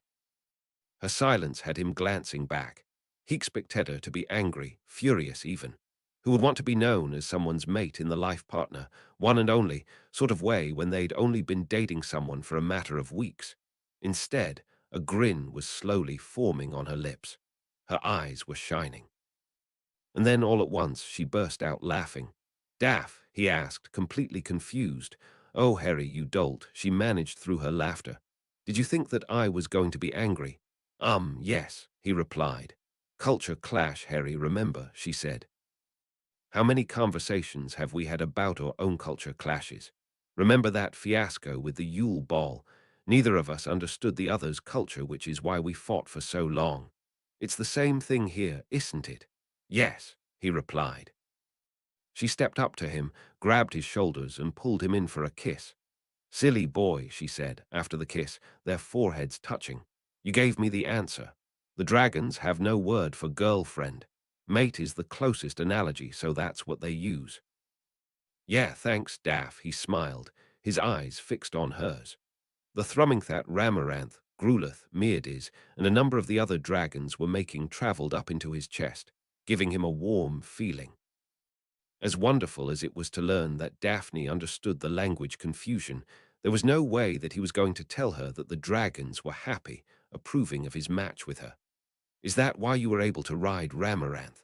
Hermione asked Daphne when they pulled apart. She sees you as Harry's mate, so you get some of his privileges as well. Harry, she asked, throwing the question to him. Maybe, he replied, not completely sure of the answer himself. Damn, Harry, I missed my chance, didn't I? Susan said, shaking her head. If Id made a play for you, maybe it bemegating to ride on the back of a dragon. Making a snap decision, Harry turned to Ramaranth. May I ask a favor, my friend? You are our speaker, she replied. He bowed in acknowledgement of her meaning, not that he'd ever do anything to take advantage of her or any of the dragons. My friends were talking about how I have been favored and honored among all two legs by getting to ride upon your back while you flew, he said. I enjoy having you fly with me, speaker, both on your tiny stick and most especially upon my back, Ramaranth replied. My mate, Daphne, also very much enjoyed the time that you carried her as well, he said. She is your mate, Ramaranth replied simply, answering that question. I was wondering if I could request the favor of my friends getting to experience flying with you today, he asked. Ramaranth turned her long neck and lowered her head to regard Hermione, Susan, and Neville. Her great eye was swirling blues and greens as she examined them. They are of your way, speaker, she asked like the dog two-leg and wolf two-leg. Yes, they are, he replied with a grin. He'd have to remember those names for later when they'd cause the most fun. But the other part of Ramaranth's question, that his friends were part of his family, there was no denying. There were very few that he let into his life, and they were some of the very few. I would be honored to carry one of your weir upon my back, Grulith stated. As would I, Farley's added. I request the honor as well, Bremley said. If you would permit me, Speaker, I would like the honor as well, Norbert said. Harry grinned at the dragons and gave them the deepest bow that he could. Harry, Daphne asked when he straightened. How would you all like to go for a ride on the back of a dragon? He asked excitedly. You mean it? Hermione practically squealed. That would be brilliant, Harry. Thank you. Susan added, bouncing on the spot. You're sure that it'll be safe, Harry? Neville asked. Only I am not too good with heights. Harry eyed his nervous friend and the 4 dragons. Grulith would probably be the one for you then, Harry told him. He's an older dragon and extremely sensible. Neville visibly gulped, staring between the Iron Belly and Harry. If you say so, he managed. I wish my parents could be here to see this, Hermione mused, and with their camera. I don't see why they couldn't be, Harry said. In fact, I don't see why your grandmother, Neville and Madame Bones and Daphne's family also couldn't be here. Gathering his magic, he concentrated on his happiest thought and pushed his magic out through his outstretched hand. Instantly, a gust of white mist shot forth before coalescing into a ghostly dragon. It flew around them, its great wings flapping before its wings raised as it came into land. Go to Sirius and Charlie, tell them to get Madame Bones, Madame Longbottom, the Greengrasses and Hermione's parents, and bring them to Papa's store. And not to forget to bring their cameras, he told it. Instantly, the ethereal dragon leaped into the air before flying off 100 times faster than any real dragon ever could. Was that a Patronus? Susan asked, wide-eyed. Yeah, pretty cool, isn't it? Harry grinned. Remus taught me how to cast one. The sad part is, Hestel doesn't understand what he just did, Daphne told Susan with a shake of her head. What did I do? Harry asked. Wandless, Neville said, his voice little more than a whisper. He cast it wandless. Sorry, I keep forgetting to use my wand, Harry shrugged. Infuriating, isn't he? Daphne said to the others before kissing him on the cheek. Never change, Harry, never change. Chapter 34. A Trialing Time. 8:58 a.m. Monday, 30 August 1995, Courtroom 10, Ministry of Magic, London, England. Madame Amelia Bones, head of the Department of Magical Law Enforcement and prosecutor, strode through the large double doors into Courtroom 10. Momentarily, the volume of murmurings dipped as the eyes of dozens of Wisengamot members, as well as the witches and wizards in the viewing gallery, focused on her. For her part, Amelia ignored them all, instead making a beeline for the table set aside for her to the right of center of the great circular room. In short order, she had placed the piles of parchment that she expected to need in the correct order on the table. Only then did she look up and around. As expected, the rows of plum-clad Wisengamot members were already seated, many leaning towards their neighbors as they conversed. Above and behind them, the public gallery was full to capacity. Amelia wasn't surprised in the slightest to see a row of quills poised above sheets of parchment, ready for the journalists to record everything that happened that day. And off to one side, on seats down on the floor, sat Harry Potter and Sirius Black, one looking rather nervous, the other quite, well, serious. Seeing her eyes on them, Black gave her a suggestive wink, one that she deliberately chose to ignore. She had no time for him distracting her right then. A door to the side opened, and 3 men strode in. She watched as the court scribe, the minister for magic, and the temporary chief warlock of the Wisengamot, for this trial, took their seats. All that was missing was the wizard of the hour. Amelia's frown was echoed by Chief Warlock Ogden before the latter sighed and motioned to the herald. Hear ye, hear ye. This 19th session of the Wisengamot in the year of 1995 is called to order. All members are expected to have taken their seats. No sooner had he finished speaking than the double doors at the rear of the courtroom slammed open, causing Amelia to spin around. My apologies for my tardiness, Albus Dumbledore said airily, even as he strode into the room, his deep purple and gold robes flaring behind him. Amelia's eyes narrowed at the man. She could see what he was playing at just with his attire. Oh, they weren't Wisengamot robes, but the similarities in color and style was simply too striking to be anything but deliberate. Even the swirling gold piping on Dumbledore's robes was close enough to the stylized W of the Wisengamot to ensure that none there forgot that one of the man's titles was Chief Warlock, at least when he wasn't on trial himself. You were expected to be here on time, especially to your own trial, Chief Warlock Ogden reprimanded. Dumbledore simply gave the man a smile before turning to the hard-backed chair with the attached chains that, as the accused, he was expected to sit in. Without warning, Dumbledore pulled his wand and gave it a single flourish. Instantly, the wooden chair was transfigured into a deep red chintz armchair. Amelia gargled at his brazenness even as he sat, placing his elbows on the armrests, steepled his fingers, and peered over his glasses at all those before him, as though he was the one in judgment, anthem instead of the other way around. Her blood boiled. There was no way that she was going to let this man dictate the day's proceedings. Pulling her wand, she gave it a vicious jab towards the chair.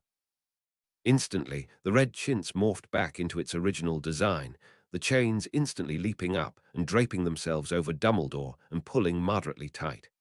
"Thank you, Madam Bones," Chief Warlock Ogden nodded at her. "Tiberius, I must protest," Dumbledore stated. "This chair, these chains, are quite prejudicial against me. You will address me as Chief Warlock Ogden," Ogden replied. "This is the court of law of the Wisengamot, and you will respect me and the office that hold, however temporary that is." Dumbledore gave the man a look of deepest disappointment. "And as for the chair of the accused, Dumbledore," Ogden continued, "you are, I think you said in this trial. You are supposed to be sitting in it." Before Dumbledore could reply, Ogden turned to the court scribe. "Scribe, are you prepared to fulfill your duties?" Chief Warlock Ogden asked the traditional question. The scribe, once again young Percy Weasley, didn't even blink at the question. His parchment had been ready under his hand, his quill inked up and poised, since the herald had called the Wisengamot to order. "I am," he replied. "Excellent," Ogden replied. "Then let us begin." This special court session of the Wisengamot has been called to hear allegations against Albus Percival Wulfric Brian Dumbledore and to sit in judgment upon what they hear. I charge the members to listen and bear witness, casting judgment as the law and magic demands.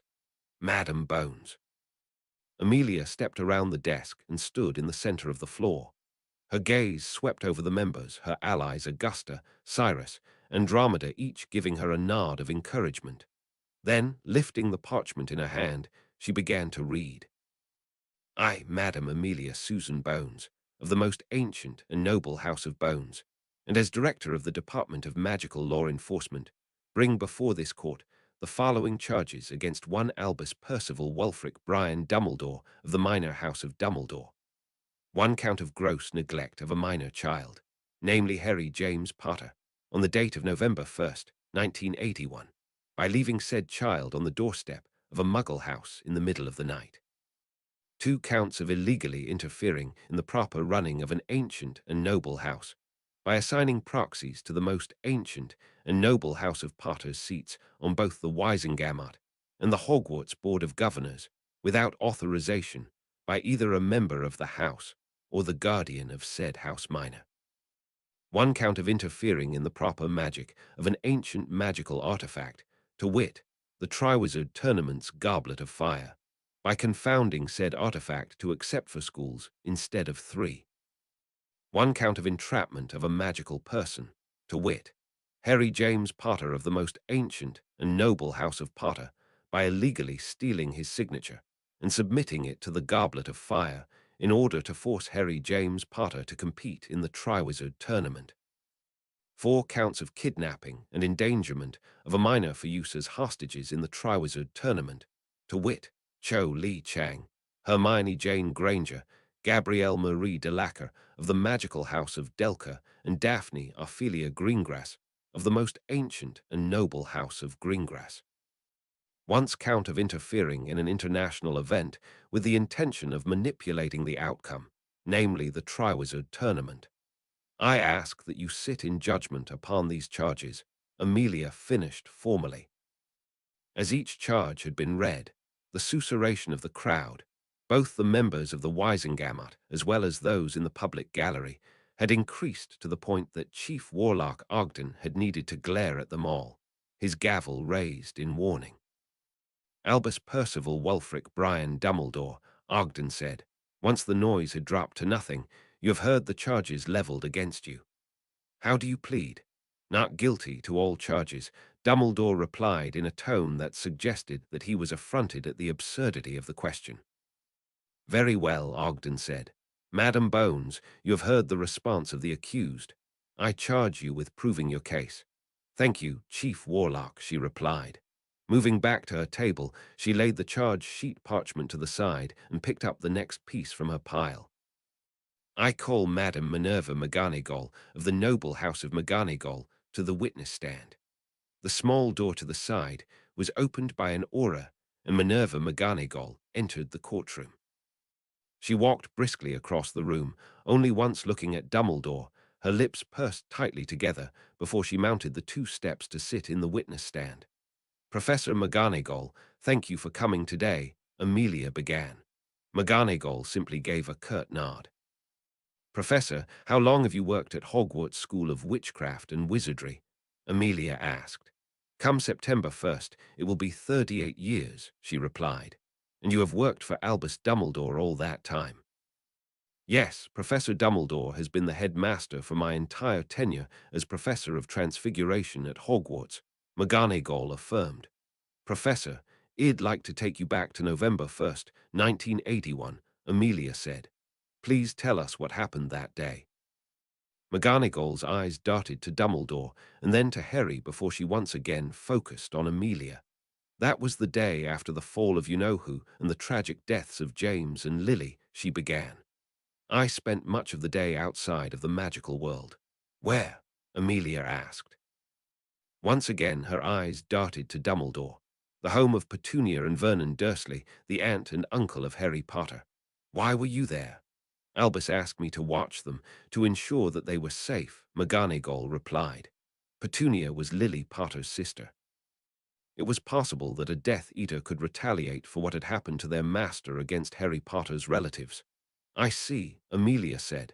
And did any Death Eaters go there? No, McGonagall replied. Did any other magical person go there that day? Amelia asked. McGonagall hesitated, and Amelia was certain that she was going to have to press the woman. Thankfully, McGonagall answered the question. Yes.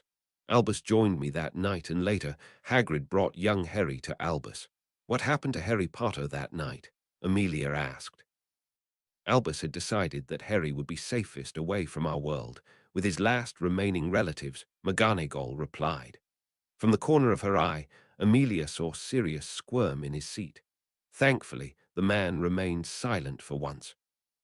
His last remaining Muggle relatives, Amelia corrected, more for the Sirius sake than anything else. The Potters are related to a great many magicals, however distantly. McGonagall's lips pursed, as you say. However, Albus deemed that Harry would be safest there, where he could grow up away from the fame that he was sure to attract for being the boy who lived. We know that Harry Potter grew up with his Muggle relatives, Amelia stated. Please tell us the method by which young Harry was handed over to his aunt and uncle. Once again, McGonagall looked at Dumbledore. This time not only were her lips pursed and extremely thin, but her eyes were full of disapproval, even anger. Albus left Harry on the doorstep. Around them, the Wisengamot members and gallery broke out in protests and shouts, causing Ogden to bang his gavel to regain silence. To be clear, Amelia summarized, the then 15-month-old child was not placed into his aunt's arms, nor did Albus Dumbledore speak to Petunia or Vernon Dursley at all. Did he at least knock on the door? Number Amelia gave a simple nod. That charge was proven. I ask you now to turn your memory to February of his year and the second task of the Triwizard Tournament, Amelia said. Can you please tell the court what the task entailed? The second task required the champions to have deciphered a clue that would lead them to rescuing a hostage hidden in the Mer village at the bottom of the Black Lake, within a given time frame, McGonagall replied. Please tell us the names of these hostages. Cho Chang for Cedric Diggory, Daphne Greengrass for Harry Potter, Hermione Granger for Victor Crumb, and Gabrielle Delacour for Fleur Delacour, McGonagall replied. How were these hostages chosen? Amelia asked. I can only guess as I was not a part of the tournament organizers, McGonagall replied. However, apart from Gabrielle, who is Fleur's sister, all of the others were the dates of the champions for the Yule Ball, and all four are underage. Yes. Were permissions sought from their guardians? Amelia asked. Again, as I was not a part of the tournament organizers, I cannot say for sure, however I suspect not, McGonagall replied. As tempted as Amelia was to ask her to explain her suspicions, she knew that any good lawyer would shoot that question down. And even though Dumbledore was representing himself, he knew the game better than most. Thank you, Professor, Amelia said before looking up at the Chief Warlock. I have no other questions for this witness.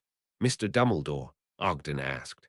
I have no questions for Minerva, Dumbledore stated lightly. Thank you, Professor. You are excused, Ogden said. At once, McGonagall rose from the witness chair and strode from the room, her head high and back straight. I call Lord Sirius Orion Black of the most ancient and noble house of Black to the stand, Amelia said. Instantly, the man in question jumped up and strode across the room, a serious expression on his face, despite the twinkle of mirth that Amelia could detect in his eyes. Lord Black, thank you coming today, Amelia began. My pleasure, Amy, Sirius replied. Madam Bones, she retorted reflexively and wishing that she could have done this differently. If there was one man that knew exactly which buttons of hers to press, it was him. Madam Bones, he repeated with a nod, meeting her eyes with an intensity that she remembered all too well. Please state for the record your relationship with Harry Potter, she asked. I am Harry's godfather, Sirius replied. I was also his guardian as appointed by his parents James and Lily in their will before he was emancipated, although I didn't get to exercise that responsibility due to circumstances beyond my control. Oh, and were also distantly related. Harry's paternal great-grandmother was my great-aunt. I would like to focus on the aspect of you being Harry Potter's guardian, Amelia stated. What duties should this have entailed? Sirius' face darkened. It should have been the one to raise Harry if I hadn't been put in Azkaban 3 days after James and Lily were killed. That means that I would have been responsible for where he lived, his clothing, food, education, everything really.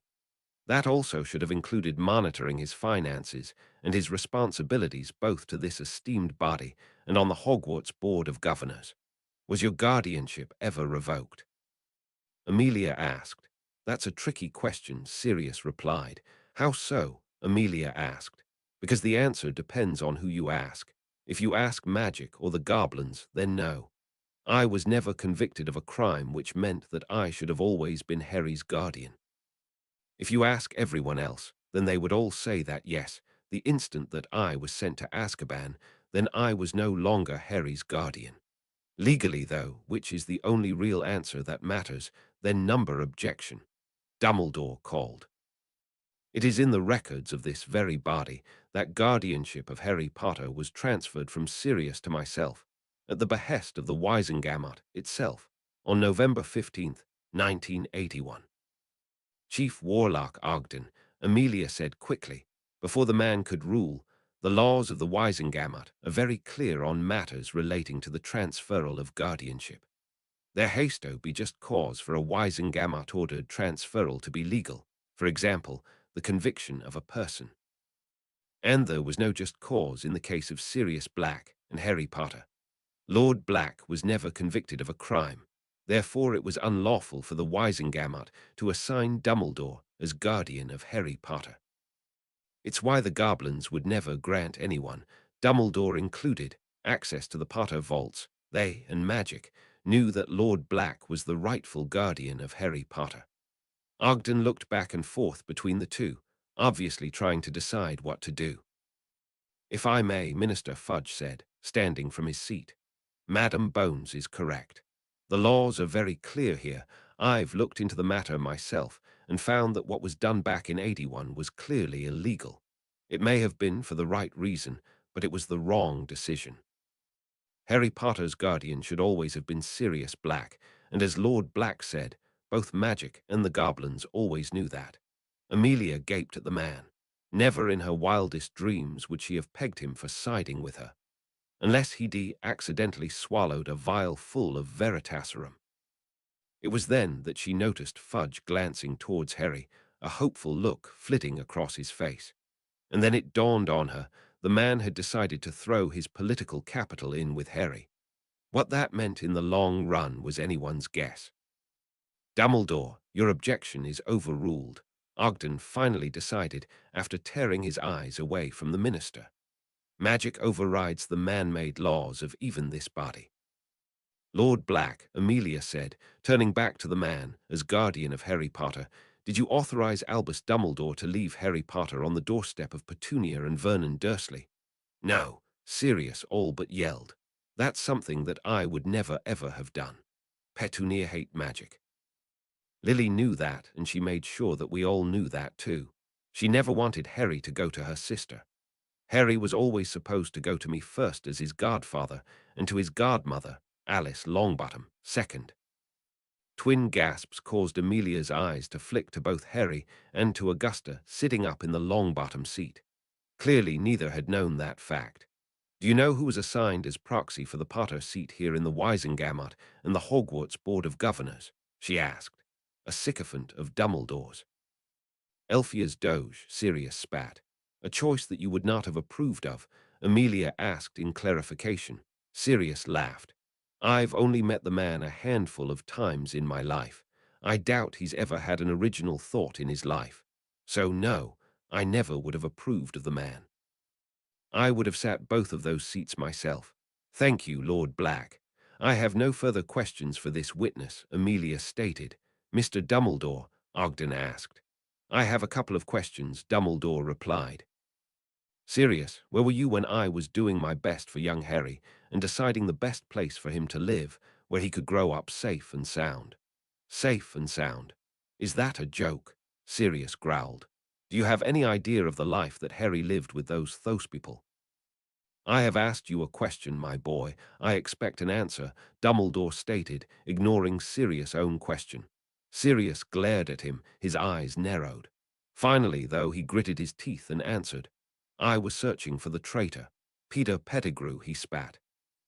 The man responsible for James and Lily's deaths. And abandoning your responsibilities to your supposed ward, Dumbledore stated airily. I was still his guardian. You even said it yourself. You didn't convince the Wisengamot to give you guardianship until 12 days after I was sent to Azkaban, 15 days after you decided to dump Harry on a doorstep in the middle of a freezing night in November. It was not as cold as you are making out, Sirius. And warming and sleeping charms can indeed do wonders, Dumbledore replied. Young Harry was never in any danger.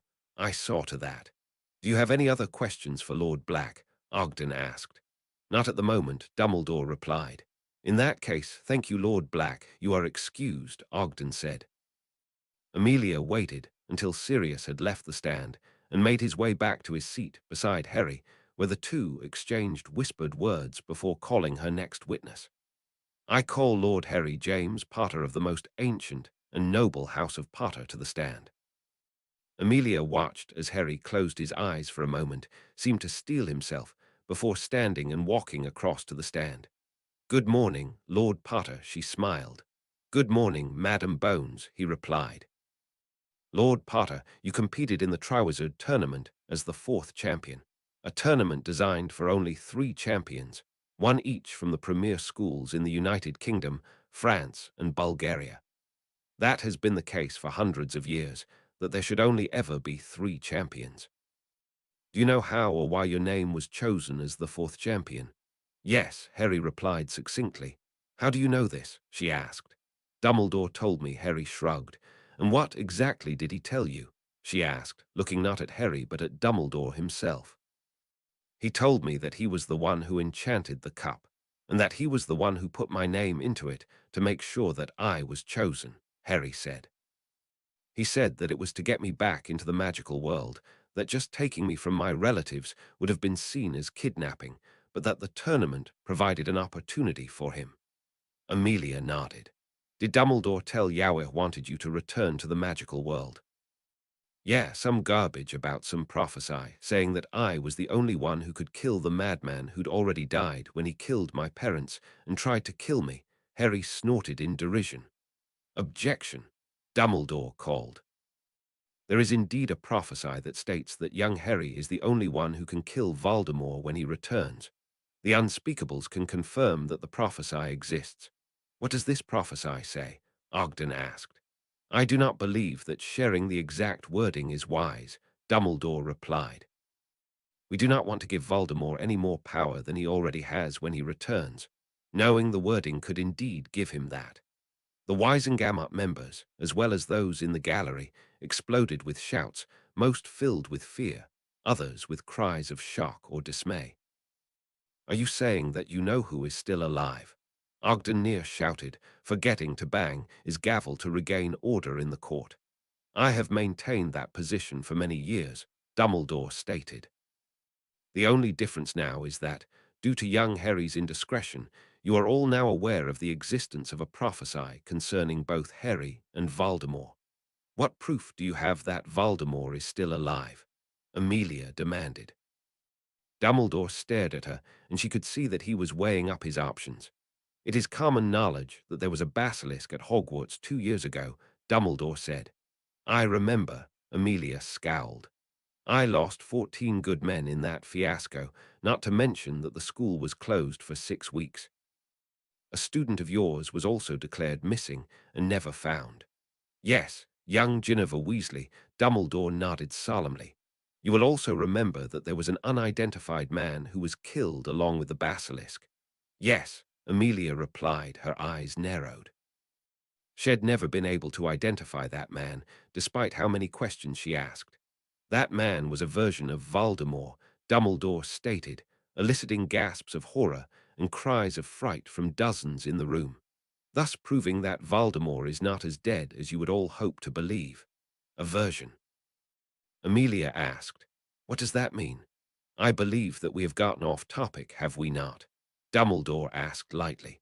The important thing to remember is that there is a prophecy, and that young Harry is needed for the greater good of the magical world.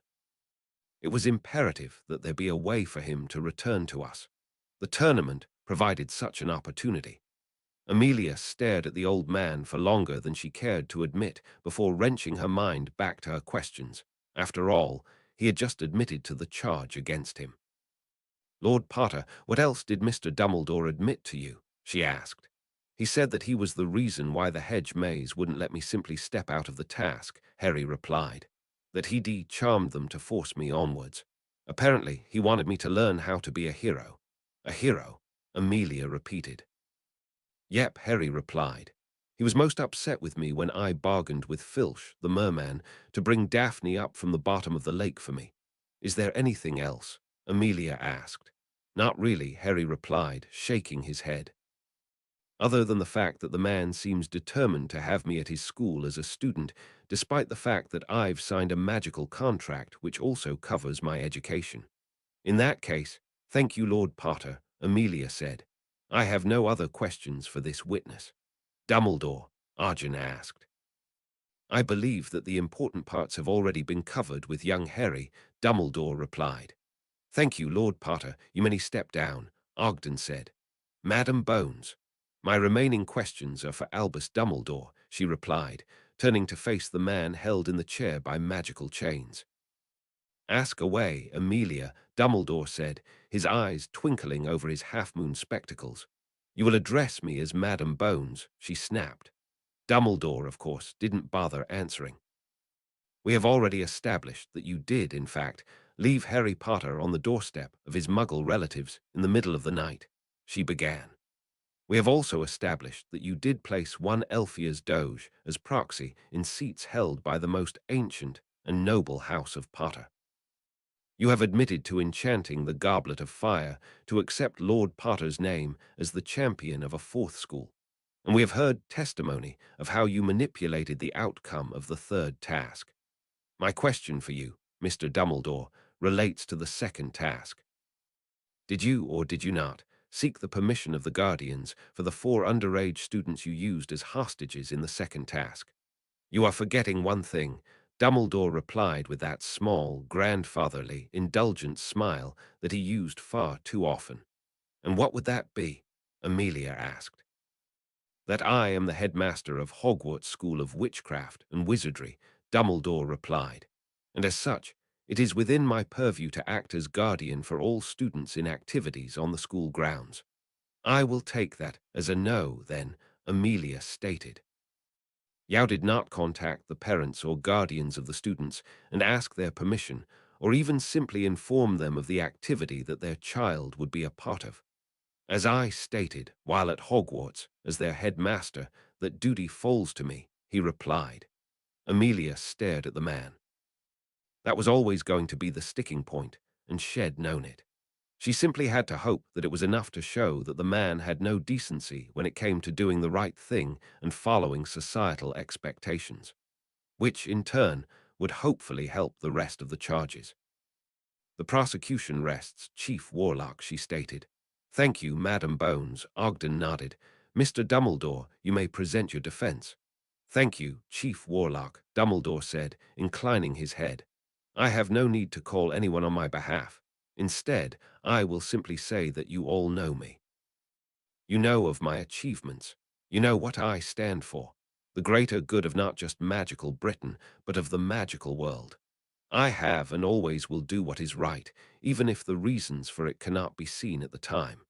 There is a danger out there, and young Harry there is the key.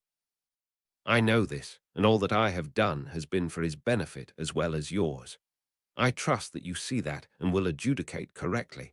If that is all, I will call this court in recess for deliberations, Chief Warlock Ogden declared.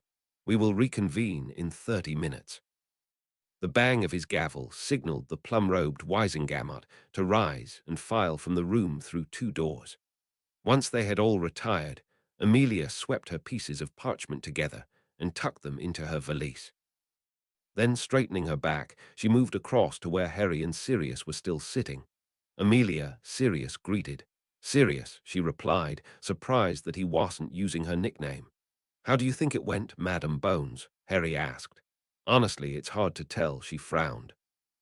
The fact that he admitted to some of the charges himself will probably have helped. I wasn't expecting him to bring up about Voldemort and that basilisk, Sirius admitted. No, neither was I, she admitted. Truthfully, that will probably have done the most damage to the charges.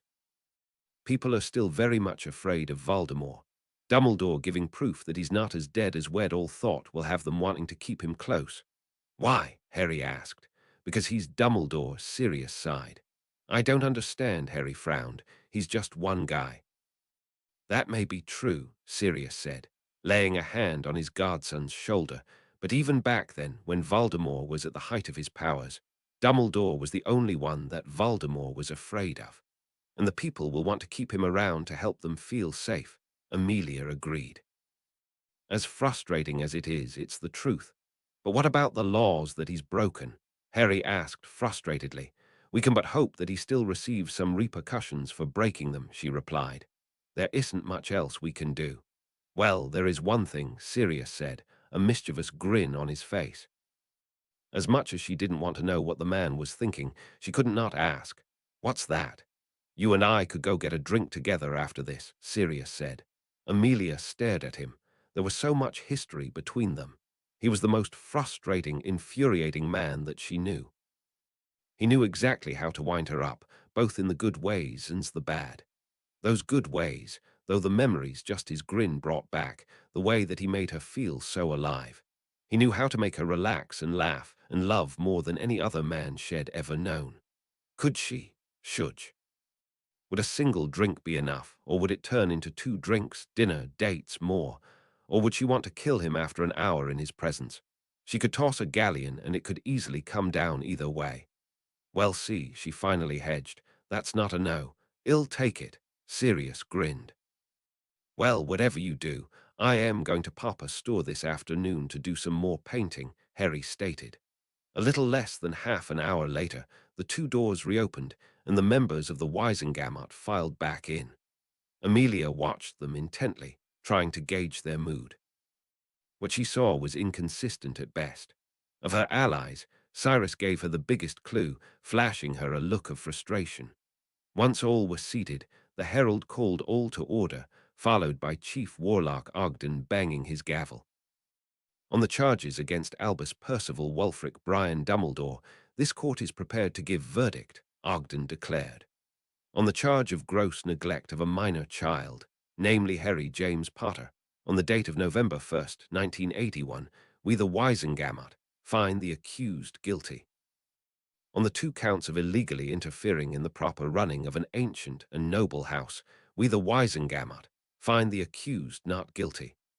On the charge of interfering in the proper magic of an ancient magical artifact, we the Wisengamot find the accused guilty. On the charge of entrapment of a magical person, namely Harry James Potter, we the Wisengamot find the accused guilty. On the 4 counts of kidnapping and endangerment of a minor, we the Wisengamot find the accused not guilty. On the charge of interfering in an international event with the intention of manipulating the outcome, we the Wisengamot find the accused guilty. Internally, Amelia sighed. 4 guilty verdicts out of 10.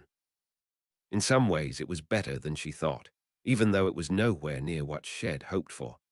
Albus Percival Wulfric Brian Dumbledore, Ogden continued. For the crimes that you have been found guilty of, we the Wisengamot sentence you to the permanent stripping of your title of Chief Warlock. In addition, we fine you in the amount of 20,000 galleons. 10,000 galleons are payable to Lord Harry James Potter for restitution for grievances. The remaining 10,000 galleons is payable to the International Confederation of Wizardry in restitution for your interference in an international event. So say we. This special session of the Wisengamot is declared finished.